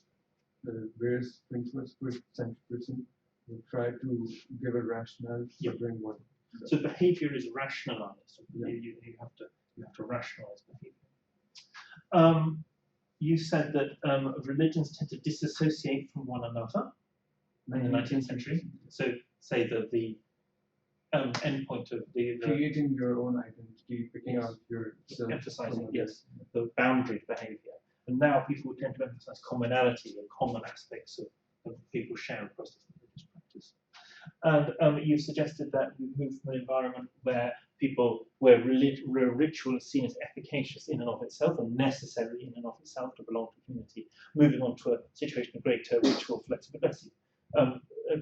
Greater flexibility, where what's more important is the feeling or the idea behind a ritual, and that's sort of the participants in the ritual are made aware of that. That's an important part of involvement. Thank you very much. I really enjoyed that. It's very rich. It's very rich indeed.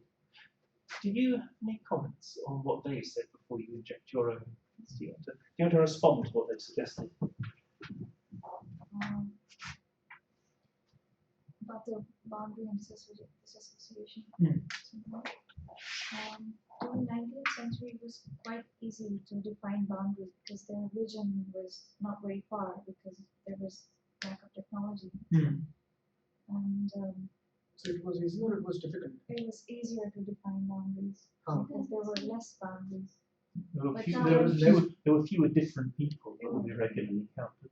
But now when you go to search on internet or anywhere, there are lots of options, there are lots of things that you will be seeing. So boundaries have become more prominent now as compared to before. Yeah. And about the flexibility thing, about the formats that are given by the Karim said that they're more flexible now because they have to be flexible because at that time we couldn't study about all the religions and all the things at that time.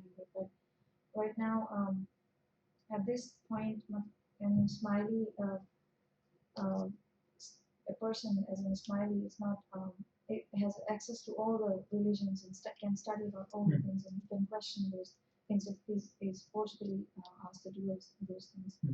Just like he was in 19th century. But at that time, he couldn't question about those things because he was not aware or he didn't have any knowledge or logics behind saying no to those things.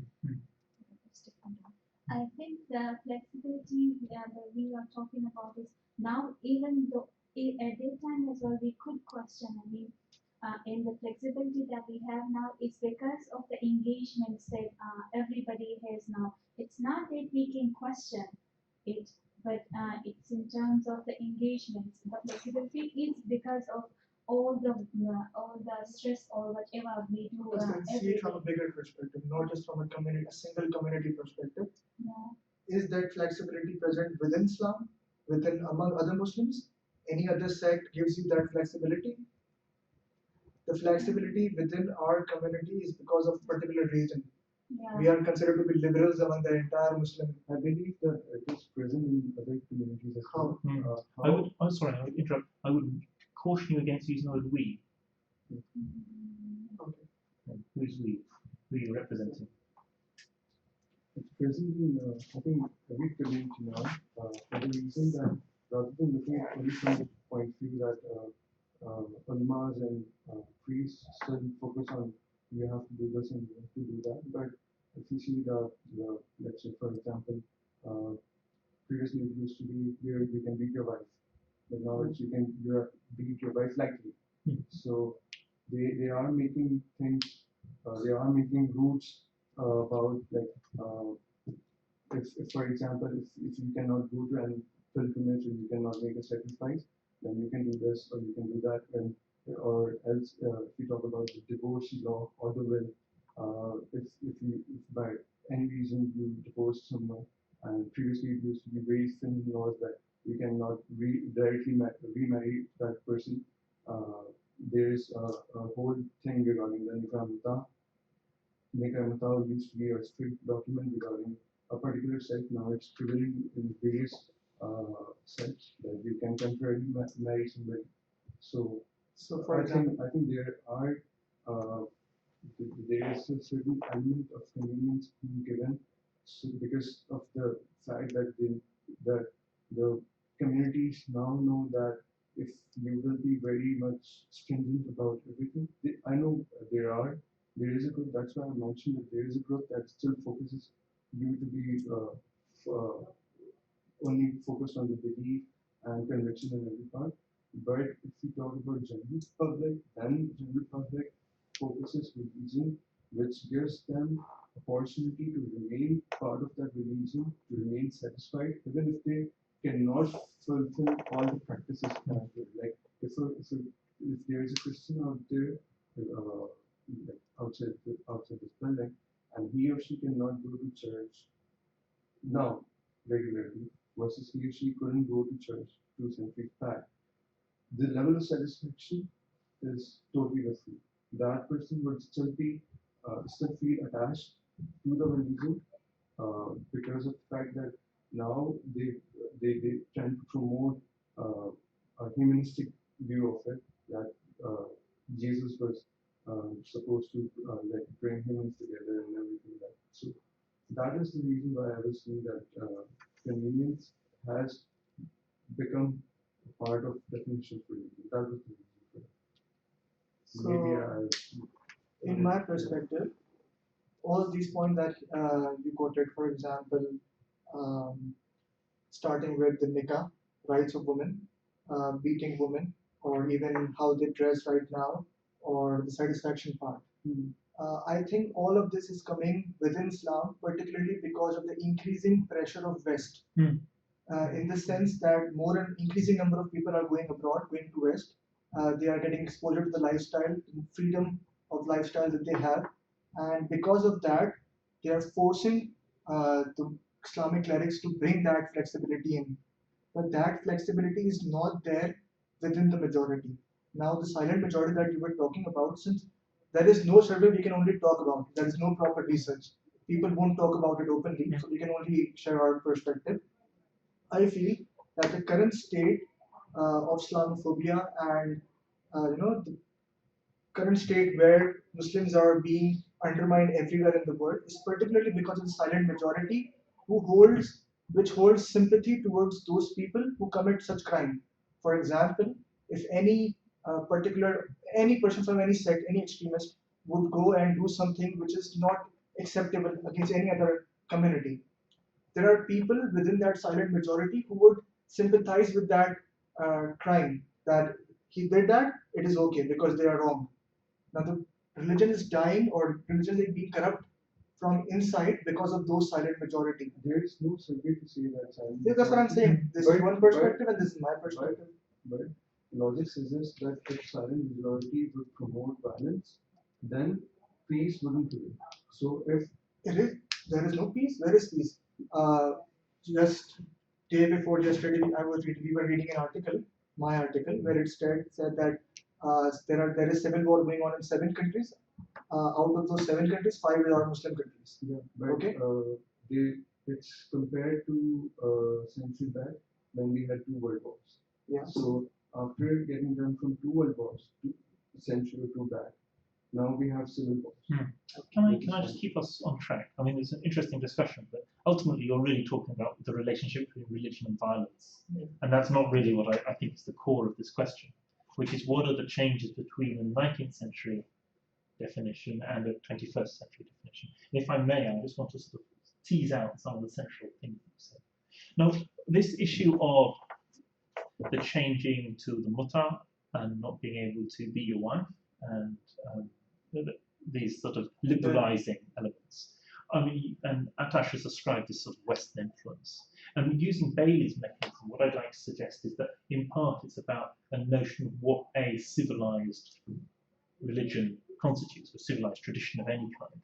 And that is undoubtedly something that's been generated in the West. It is, in a sense, an updating of the Christian definition of religion, that as Christianity has shifted, or human rights discourse has evolved out of it, that has changed like global public expectations of what religion should be. Yeah, as well as like the media has also influenced those all clerics and Maulvis or whoever they are, and like that has also begun. Like that's how and even even the most conservative ulama still has been a child and been exposed to television. Increasingly, children will have all been exposed to the internet. No one will grow up, even the most conservative clerics. Everyone will grow up having been exposed to global expectations of what acceptable religious behavior consists of. People may kick against it, people may deliberately oppose it. That's what ISIS does. It's conscious of it, but it deliberately opposes it.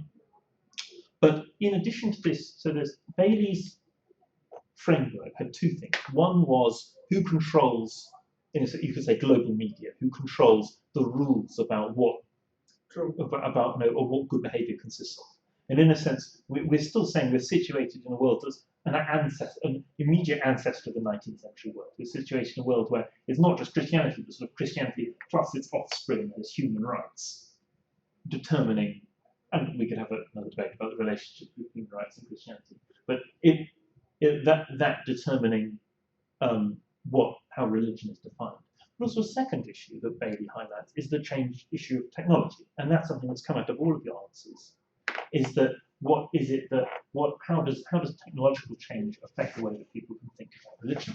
And I think a number of the things that this team came up with are also to do with before we had the movement of ideas, we had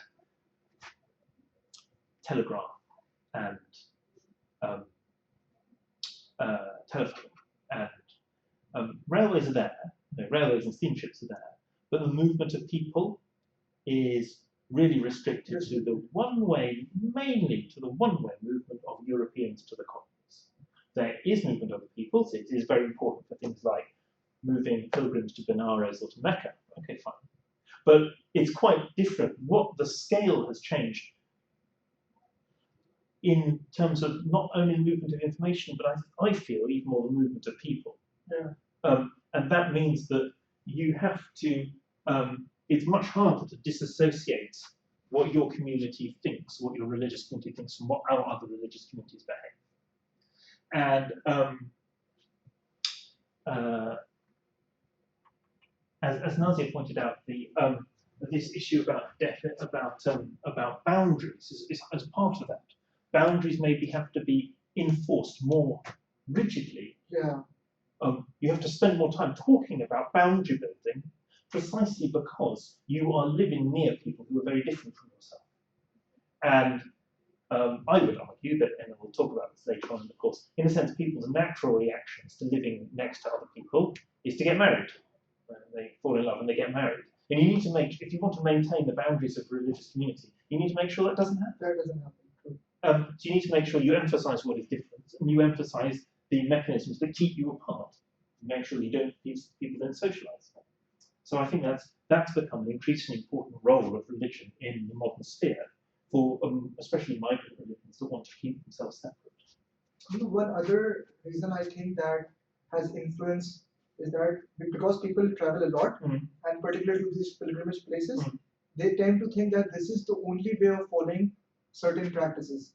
Now, when they go back to their homeland, they bring those practices back, they import them, and they feel that if we are not doing in this way, we are not doing it correctly. Bailey's points about pilgrimage are exponentially more true now than they were in the 19th century. I think a lot of what we observe here are continuations of it's intensifications of several of the things that Bailey's mentioned. Some of them, not all. One is this role of certain pilgrimage centers in disseminating ideas. You can certainly see it for dissemination of Wahhabism in Indonesia. It's very deeply connected to people returning from Hajj and spreading it. The other thing that I wanted to flag up, just that comes out of your conversation, made me think about it, is in terms of Bailey's definition. In terms of Bailey's definition, I wonder whether the missing article here is really Islam. Islam is least affected by the 19th century global definitions of religion.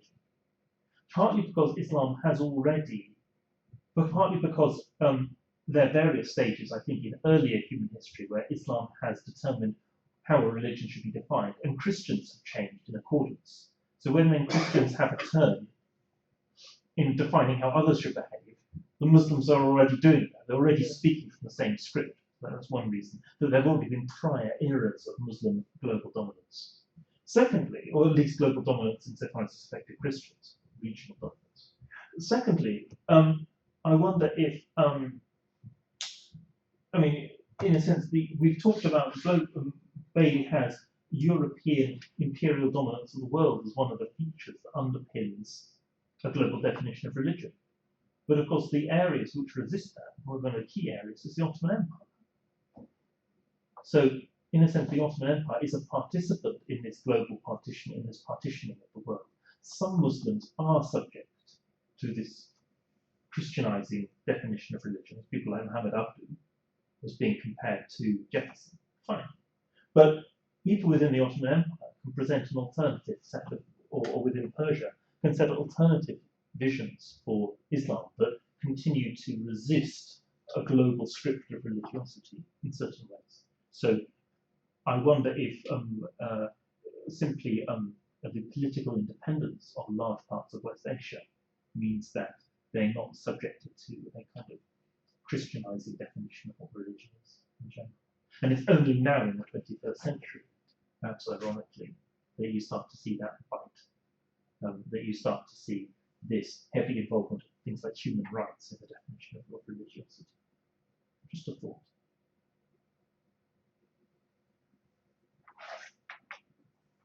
So I think you deserve enough break now because you worked really hard. So thank you very much. So if I give you till 25 past, so 10 minutes, 25 past. Have a glass of water. Not long enough for a cigarette. I don't know if any of you smoke. Last year, all of your predecessors will get, I'd say, time for a glass of water. They will run downstairs and try and have a cigarette in that time. Never enough time.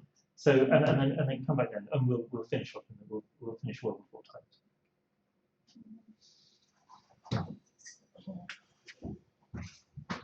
And I'm going to finish the session by talking through a few examples from New Zealand. Should be different from what you've been talking about.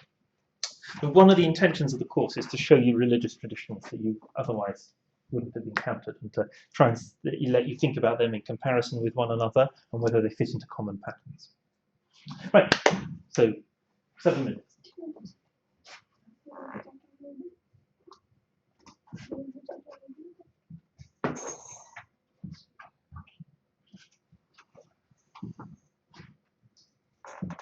She can access another.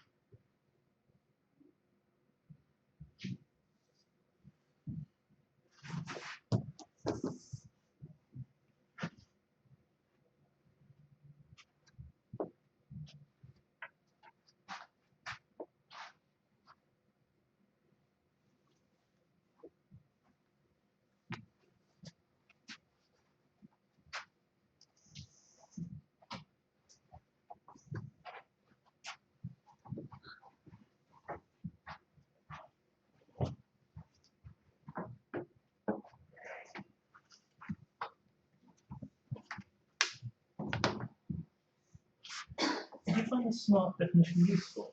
Was that useful for you to think through? Yeah. Just something to play with. And when he's a playful thinker, he doesn't seem to have to come down to firm conclusions, but he often says things that are sort of interesting to think with. And he was a school teacher, so before he Really? became Wow. academic, so he Must be a smart school teacher. yes, but he started as a school teacher. He taught religious education in school, so Wow. he was heavily involved in the reform of religious education in Britain in the 1960s. So that's dead now, but he was an very interesting man. So I do sort of don't he tries to produce ideas that will empower people, help people to think. He's always rather than trying to close down. So that his definitions are intended in those terms. So yes, use him if he's helpful. I'm sure he would hate it if he thought that people were being forced to use it or forced to think in ways. So I want to say a few things now about religion in the context of Maori New Zealand. And this is an environment that I don't think you would have come across before. I want to talk about it in the 19th century so you can see an example of some of the kinds of things that Bailey was talking about.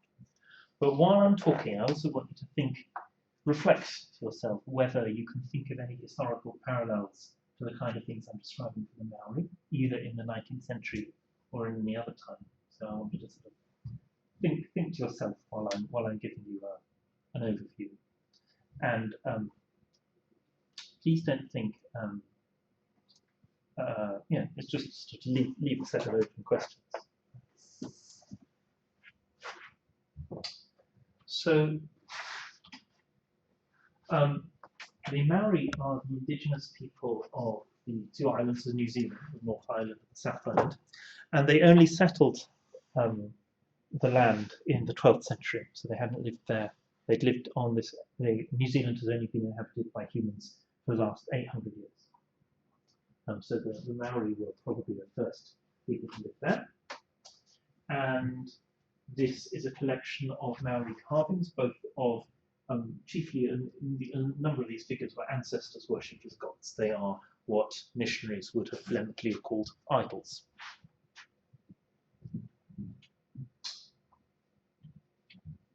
And here's a map of New Zealand. And I'm going to be talking about this area up here, which is known as King's Land. It was an area that was controlled by a Maori king in the era of British rule over most of New Zealand. The religion of the Maori was centred around two things. The first is Wakapapa, is the centrality of genealogy to all of creation. All men and women and children are bound to descent. They're bound to the gods by descent. They are all descended from people who are ultimately descended from gods. The same is true of all things. Everything on the planet, all animals, all plants, are the children of gods. And it's lineage that determines everything in Maori culture. And using the word culture, I include religion. Everything is bound together by descent. And in practical terms, descent is marked, the boundaries of descent groups are marked by tapu. Gives rise to the English word taboo, to what is forbidden. All descent groups have certain foods and objects that are related to Wakapapa that are forbidden to them. So indifferent people will be forbidden different things. Some people won't be allowed to eat yams. Some people won't be allowed to eat nuts. Some people won't be allowed to eat pork. Some people won't be allowed to eat certain kinds of fish because of who they're descended from. Because they're descended from the yam god or the pig god or chicken god, etc. I'm making up examples. But that's the determining feature of taboo. And historians of religion would say those are the two key concepts: is the relationship of all people to the gods. First contact is made between the Europeans and the Maori in the 19th century, but there's no immediate colonization. So the Maori are probably in a fortunate position, rather like that of the Japanese, say, or Chinese, and they are familiar with Europeans for a long time before the Europeans start trying to reorganize their society, very unlike Nigeria. So there's a long, prolonged contact with Europeans. And during this, small numbers of Europeans settle on the coasts of New Zealand to do things like whaling. They aren't interested in taking over large amounts of land for agriculture. They're not interested in taking over the Maoris or their kingdoms. They just want a base to hunt whales from. And some Maoris join European whaling crews and acquire knowledge of the wider Pacific and in a few cases of Europe. And Europeans also trade with the New Zealanders. They trade iron with the Maoris. The New Zealanders can smelt iron or iron tools, but they don't. They can't acquire iron on the scale or smelt it with the efficiency that Europeans can by any means. And one of the big things that the Maoris want from the Europeans is weapons. And the Maoris buy large numbers of muskets. And the northern groups of Maori who can acquire muskets first slaughter other groups of Maori. So there'd always been fighting in New Zealand. Different Maori chiefs and clans had always fought one another. That's a norm. They'd always fought one another and taken slaves, and in a few cases eaten one another. Cannibalism is practiced within Maori warrior culture. So you get people's taunts were saying you'd laugh at another warrior and say the flesh of your ancestors is still sticking in my teeth. So this is a common sort of feature of Maori competition, but it's heavily intensified by the presence of muskets. And we also see the raids by Maori warriors bearing muskets against small Pacific islands. So the population of one small Pacific island is wiped out by Maoris bearing European muskets. So the incredible disparity of military power that's brought about by the arrival of gunpowder doesn't mean in this case that Europeans start slaughtering other people. In this case, it's one group of Pacific Islanders slaughters other ones. But on the 1850s, you start to get large-scale European and some Chinese migration into New Zealand, and the British Crown decides to take over New Zealand before anyone else does, before any other European power does. And in so doing, it makes a number of treaties with the different chiefs, the different lineages, taking over land from them and settling it with people brought from Europe. Interestingly, most settlers from New Zealand are not actually from England; they're from other European countries, often from Denmark. The Maori response, in political terms, is to seek to find, is to present themselves as a nation, a single nation, which is something they've never been before. Numerous divided, chiefly lineages, each divided from one another by the practices of taboo and the notion of being descended from a different god. But the Maori society, in order to resist the British, they need a king. They need to present themselves as a nation state in the same way that a European power is a nation state. So they elect one chief to be the king of the Maoris, and they create a flag. And they say, this king, this is the man who's empowered by the whole of the Maori people to negotiate with the British. Now, only actually a small part of New Zealand, only the western half of the North Island of New Zealand actually supports the king. So, but there is an area, there's a territory where the king's writ works, and he manages to negotiate a deal for the Maoris of the western half of the North Island with the British. So here we have a man who sets himself up as a key negotiator with the British, who sets himself up as a ruler of a Maori nation state. We can see parallels at the same time with the way that the Japanese present themselves to the Europeans. In the 1860s, they start to use the flags of one of the different samurai houses as the national flag of Japan. So contact with Europe and the expectations of a European nation state forge nation states in the extra-European world, in places where people have enough time to organise, work out what the Europeans' rules are, and start to play according to those rules. Now, a number of movements, this response to British ways of doing things isn't just limited to technological change or political change, it also includes religion. And this man is the prophet. He is Te Ua. He is the Maori prophet. Not the prophet of all of the Maori, but he's the founder of a Maori religion. And here's another one, Pakata Raukatari, who is another Maori prophet who also founds another Maori religion. So these are not religions followed by all of the Maori. These are new religions created in the late 19th century. What is the content of these religions? This is the religion founded by Te Ua. So this is Pai Maria. Te Ua was a Maori slave. He was an agricultural worker who was descended from other slaves. In that sense, he was on the edge of Maori society. He was someone who, in a sense, had lost most from it, someone who's most deeply exploited by it.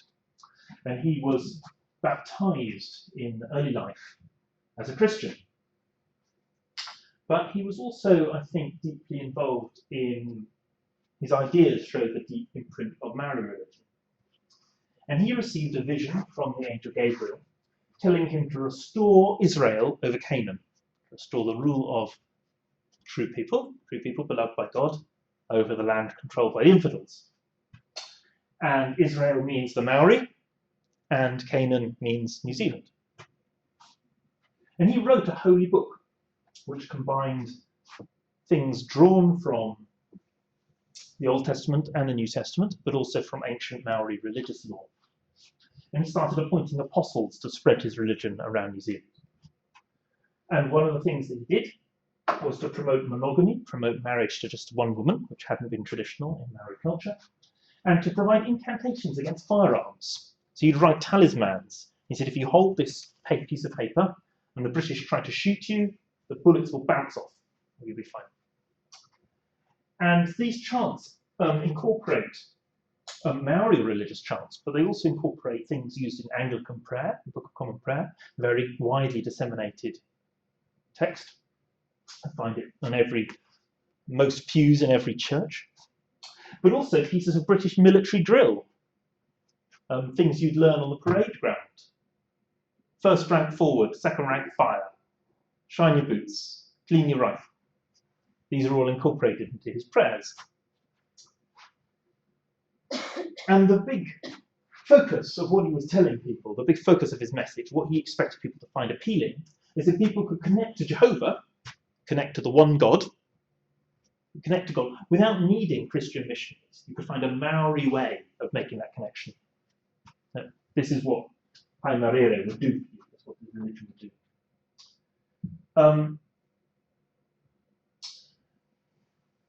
So this is Tekuti, who I didn't show you this photo before, but he's another prophet who arose a little later in 1860. So Benares in the 40s, and Tekuti receives his vision in 1860, and his religion is called Ringatu.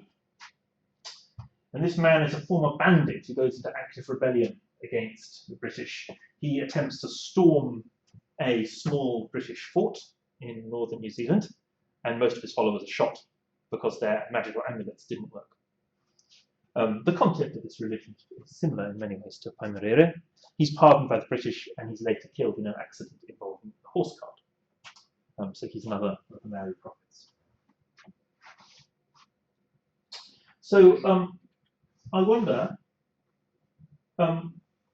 if you can think of parallels or place these stories into a wider context. So I'm not going to do it for you. I'm going to divide you up to two groups again. And I'd like you to tell me what parallels you see in these stories to other periods in history, and how you might fit these prophets into their global context. So I hope I've given you enough information to get working on, but I'll answer any other questions you have about, how do you think the global context determines what's going on here in New Zealand, and what historical parallels can you think of to what's going on here?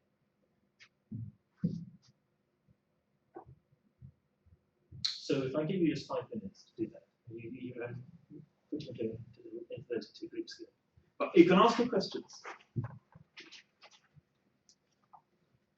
The trends are common across. You think you've seen this before? Yeah. Is it the same? Is the story? What happens in the story? Which one? The The Nigerian. one we read, yeah. Yeah. Story. Because fiction. people are not convinced with the with Mr. Brown. Some people are. Initially, no. Initially, no. It's slow Yeah. going. It's slow So going. this as well, the first prophet, he was. Well, Paimurere no longer exists. It's no longer practiced as a religion. Ringatu does. There's a number of Ringatu churches in New Zealand still.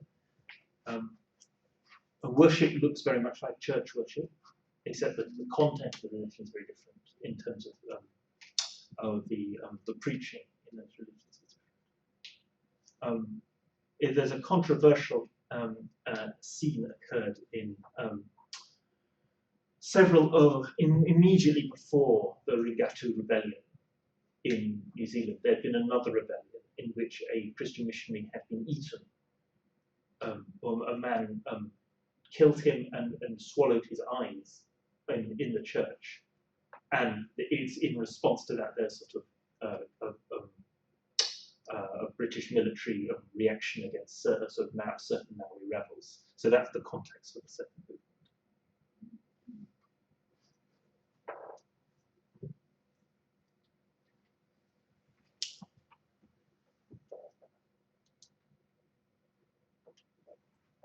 Actually, he was a German missionary acting within the British Museum.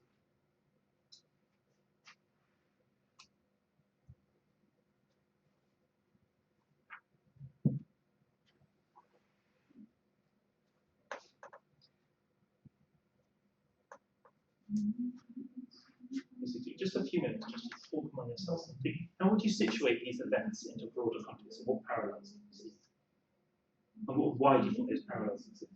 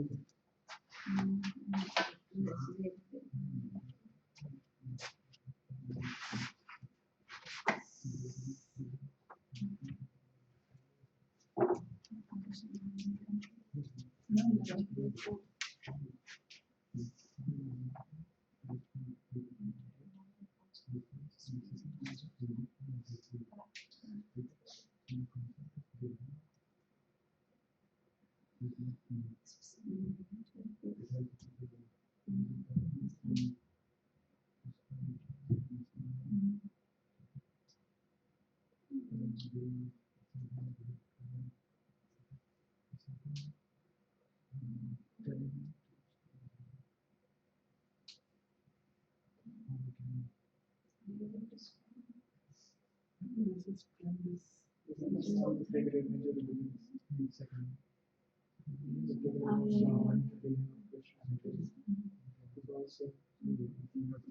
Someone claims that he is a prophet. Yeah. He decided the rules. He wrote a book. Yeah. He told people to fight. He told people what to eat, what not to eat.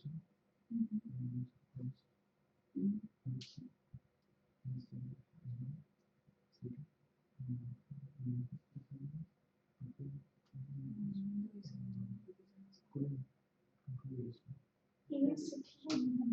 I don't know what is the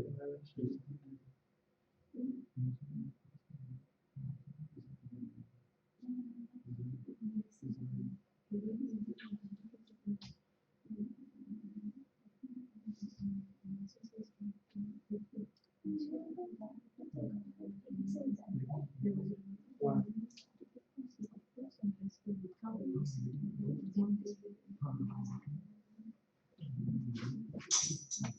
It doesn't matter if it's recent or old. How long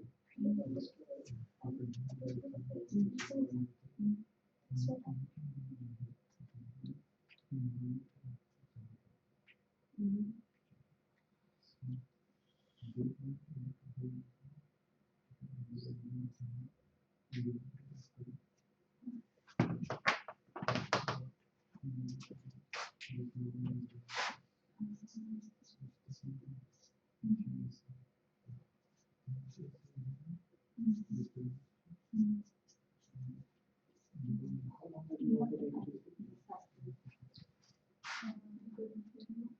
been meditating?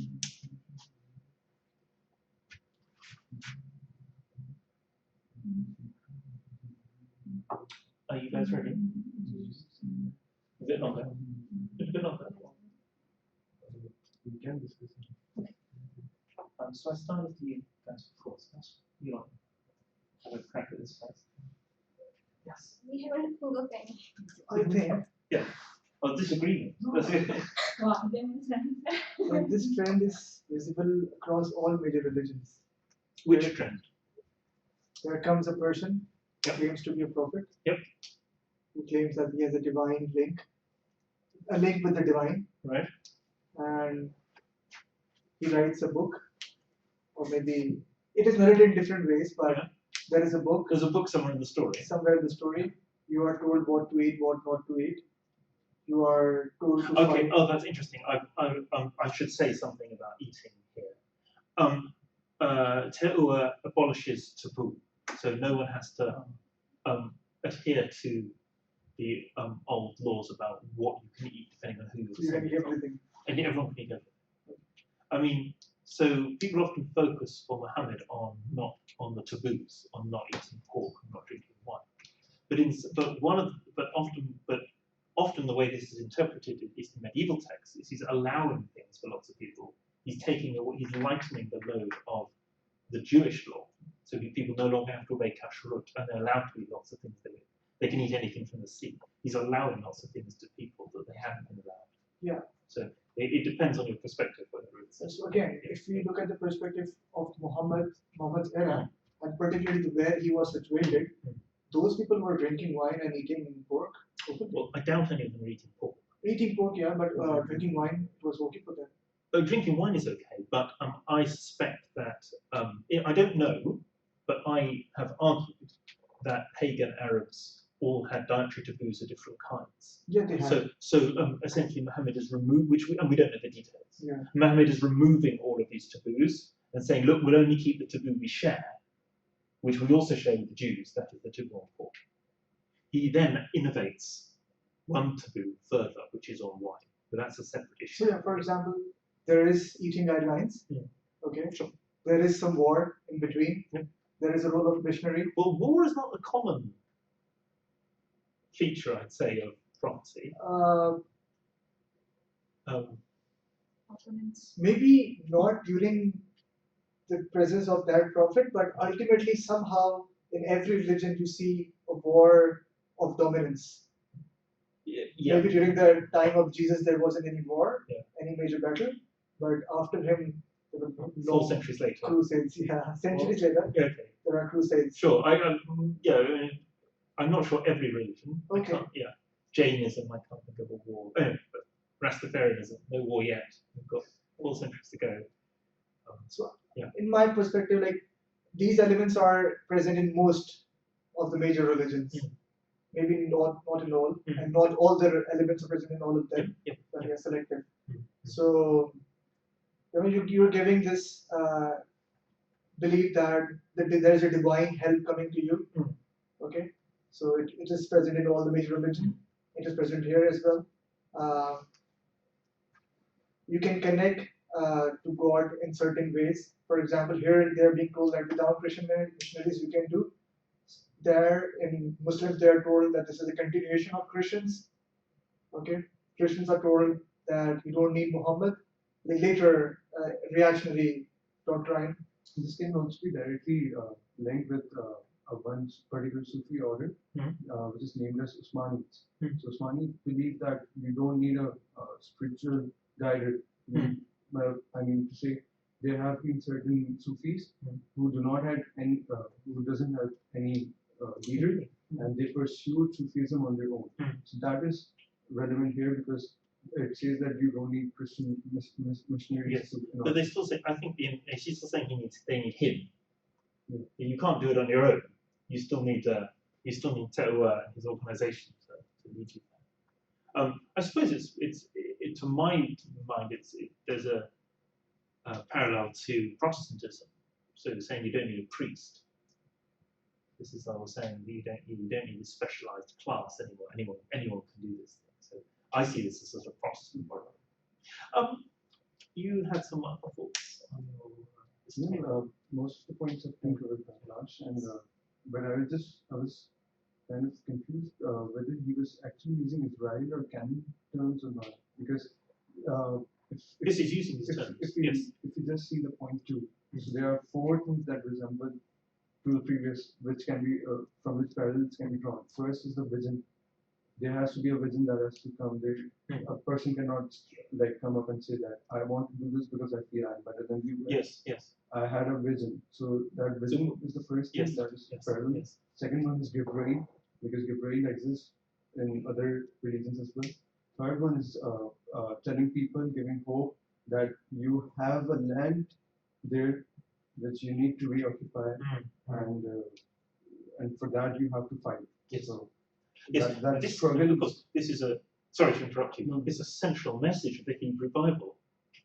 God has promised you a land because of the people you're descended from. So that land is yours by rights, but other people own it now, so you have to fight for it, and God will help you to fight for it. And so it's a really useful story for anyone engaged in unifying a people in what we might call the religious support of nationalism, awakening national identity. You could anachronistically use that to describe what happens with Muhammad in Hijaz, but it certainly works here. You see how this story that Christians bring around with them is also a story of Jewish liberation. And that story can work quite well for people who actually seek to oppose empires, and that's what's happening here. So carried within Christianity are these stories about Jewish liberation, and that can give hope to sort of nationalistic movements. So that's why it's a good story, but also why it's a story that gets transplanted. And it also involves the transplanting of holy lands. You say, well, the Holy Land, by analogy, is actually not Israel is really in Arabia, or really in America, or really in New Zealand. So the point 2, I believe, include these 4 points that can be parallel with the previous religions. Then again, work exists. Particular form of code has been given through the promotion of monogamy and temptation to firearms. So they are trying to sort of bring some legality into it as well. And I was going to add on the thing to do with firearms and monogamy, especially. I mean, these are areas where a Maori polytheism is abandoning important aspects of its culture. They're abandoning taboo, they're abandoning lineage, which is a key aspect of abandoning its culture. And they are taking over a book and they're emphasizing visions. And these are key issues of Abrahamic religion. They are reforming their religious culture in the model of an Abrahamic religion. They're giving themselves an Abrahamic Maori religion. So they're ditching all the bits of their old religion that don't fit into this pattern. They're emphasizing the unity of their people as against a foreign invader. But they're also, in the same way that they're saying we've got a Maori state that's just like the British state, they're saying we've got a Maori religion that's just like the British religion. So they're, in rendering their religion respectable, they're also forgetting a large amount of it, or being highly selective about it's highly selective about what this prophet retains from Maori traditional religion. But the other thing that, in terms of the incantations with firearms, this is part of saying he's equal to the British. We don't need guns because we're immune to guns. No one can shoot us. And he's saying we can connect to Jehovah without you. So you can say, I reckon, but he's saying I can do all these things that you can do. But he's still recognizing that the things they do are good. And they hadn't been considered good a generation ago. He's still basically playing the same game that the British set out. Getting to the one God is a good thing. No one had thought that a generation ago. He's still saying, he's still participating. He's still playing to the rules set by the British. It's an indication that the British are setting the rules that he sets it, either for the king having a Maori nation or for Teua having a Maori religion, but a Maori Abrahamic religion. The last example I wanted to give to you, those two are sort of what you might call syncretic religions, attempts by prophets to create new religions, but you also see changes that happen within Maori traditional religion as well. So you get this is the invention of a god. A new god, a high god called Io. And Maori scribes, Maori academics in about 1900 discover in ancient manuscripts that have not been known before that there's actually a one god who rules all of the other Maori gods, from whom all the other gods are descended. So essentially reconciling all the different lineages was all going back to one god. So now every different chief is not just descended from a different god, but all those different gods are all descended from one god. There's a way of religiously unifying all these different lineages. So you retain your interest in lineage and in taboo, but you give it a fundamental unity, an underlying unity that mirrors the one God of the Christians.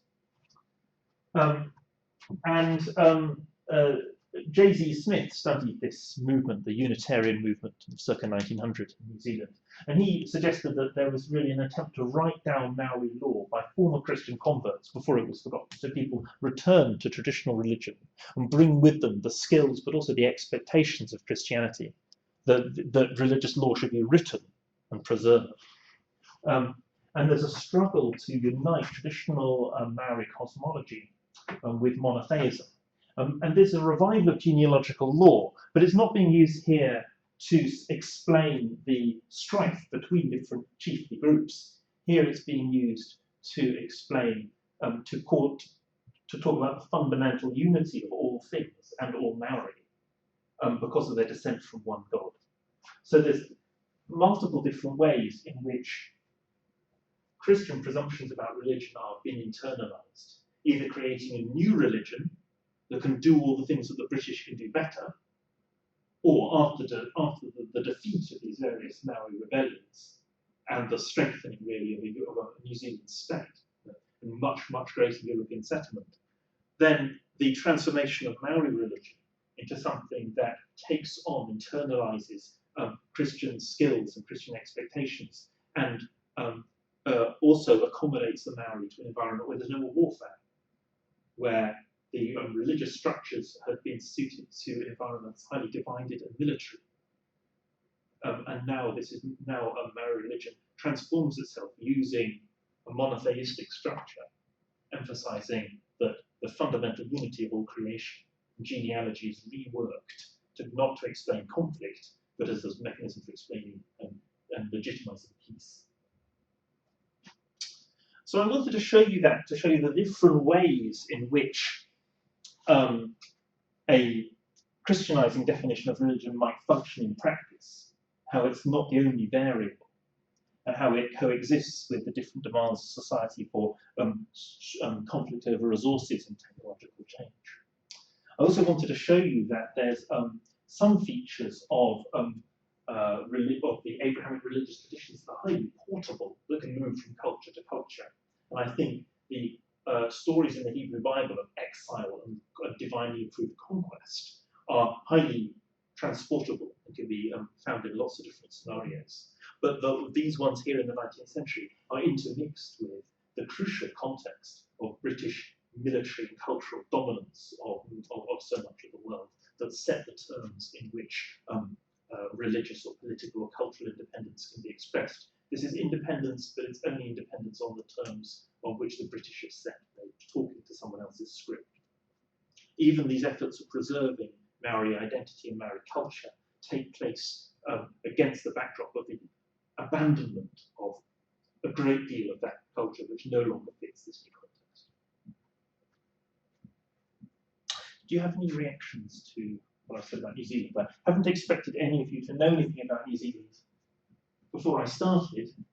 I wanted to show this to you as an example of the kinds of problems that Bailey sets up, the kind of issues that he talks about, and to hopefully expose you to the fact that some of the ways that comparative religion works, to get people thinking about how categories work in different contexts and how categories change. A key thing I put as a learning outcome for this course is to explore and examine concepts of the sacred as they're discussed by observers and analysts, and as they're practiced by believers. And that's a contrast I'm trying to bring out in this lecture and the last lecture. If there's nothing else that you remember from today, I want you to remember this. I've made it the last thing, so you can have it in your mind, put it in your notes before we go away. And these are the words etic and emic. You won't have seen these words before. Etic and emic. And these are words that apply to a category. They apply to a category like religion, or they apply to a category like ethnicity. An etic definition is a definition used by an outsider, someone who's outside the society or outside the situation that they're describing. They are terms used by scholars aimed in neutral, hopefully, something they're aspiring towards. So if we talked about religion last week, we talked about how we can define religion as scholars to use it in a way that's useful to us. This is an etic definition. That's what we were doing last week. This week, we were talking about emic definitions, definitions used by insiders. We were saying, in 19th century New Zealand, say, how was religion defined? And we can ask that question whether by looking at, we can say, here's someone in their journal, and they say, I define religion like this, blah, blah, blah, blah, blah. Or we can say, by people's behavior, or by the way that people talk about the relationship between religion and the state, or religion and superstition, the contrast they make, we can divine, we can work out what religion must be. We can see the boundaries of those categories. We can see the way they draw those boundaries. But by saying that it's an emic category, we're not saying they're right or wrong. We're not saying that that's true or false.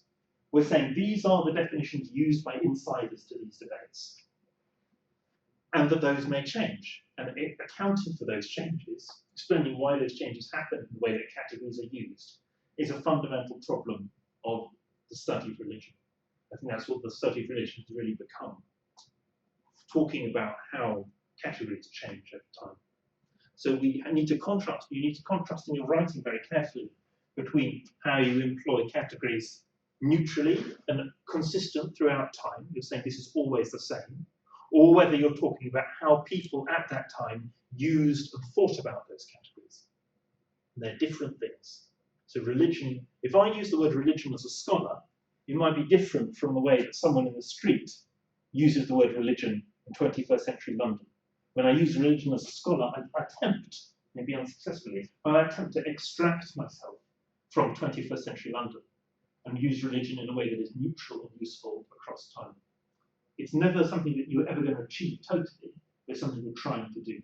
You're recognizing that this has to be used as a technical term, and that's different from the way that it's used in general public. That's a complicated idea to swallow. Do you think do you understand what I mean? Yeah. I'm not saying it's possible. I'm setting out something that I would like to be able to do. It's good to do this, but it's something it's important to be able to think about and to be able to define how you use a term in your writing. Are you using a term from the perspective of the people you're talking about? Or are you using a term in a neutral as way as possible? Are you engaged?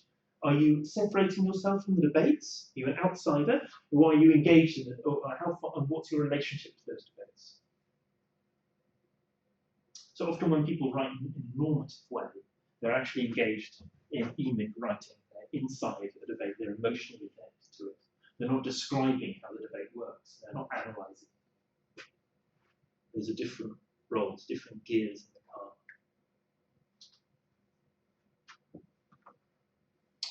So next week, I'm going to talk to you about monotheism and why monotheist cultures might be different. And in particular, I'm going to talk to you about the works of Jan Assmann, who is a theorist of memory. And he says he basically treats religious studies as a subset of the study of memory. So I'm going to talk about memory and religion next week. If you have any questions, I'm very welcome to take them now, or I can take them later, or you can write an email.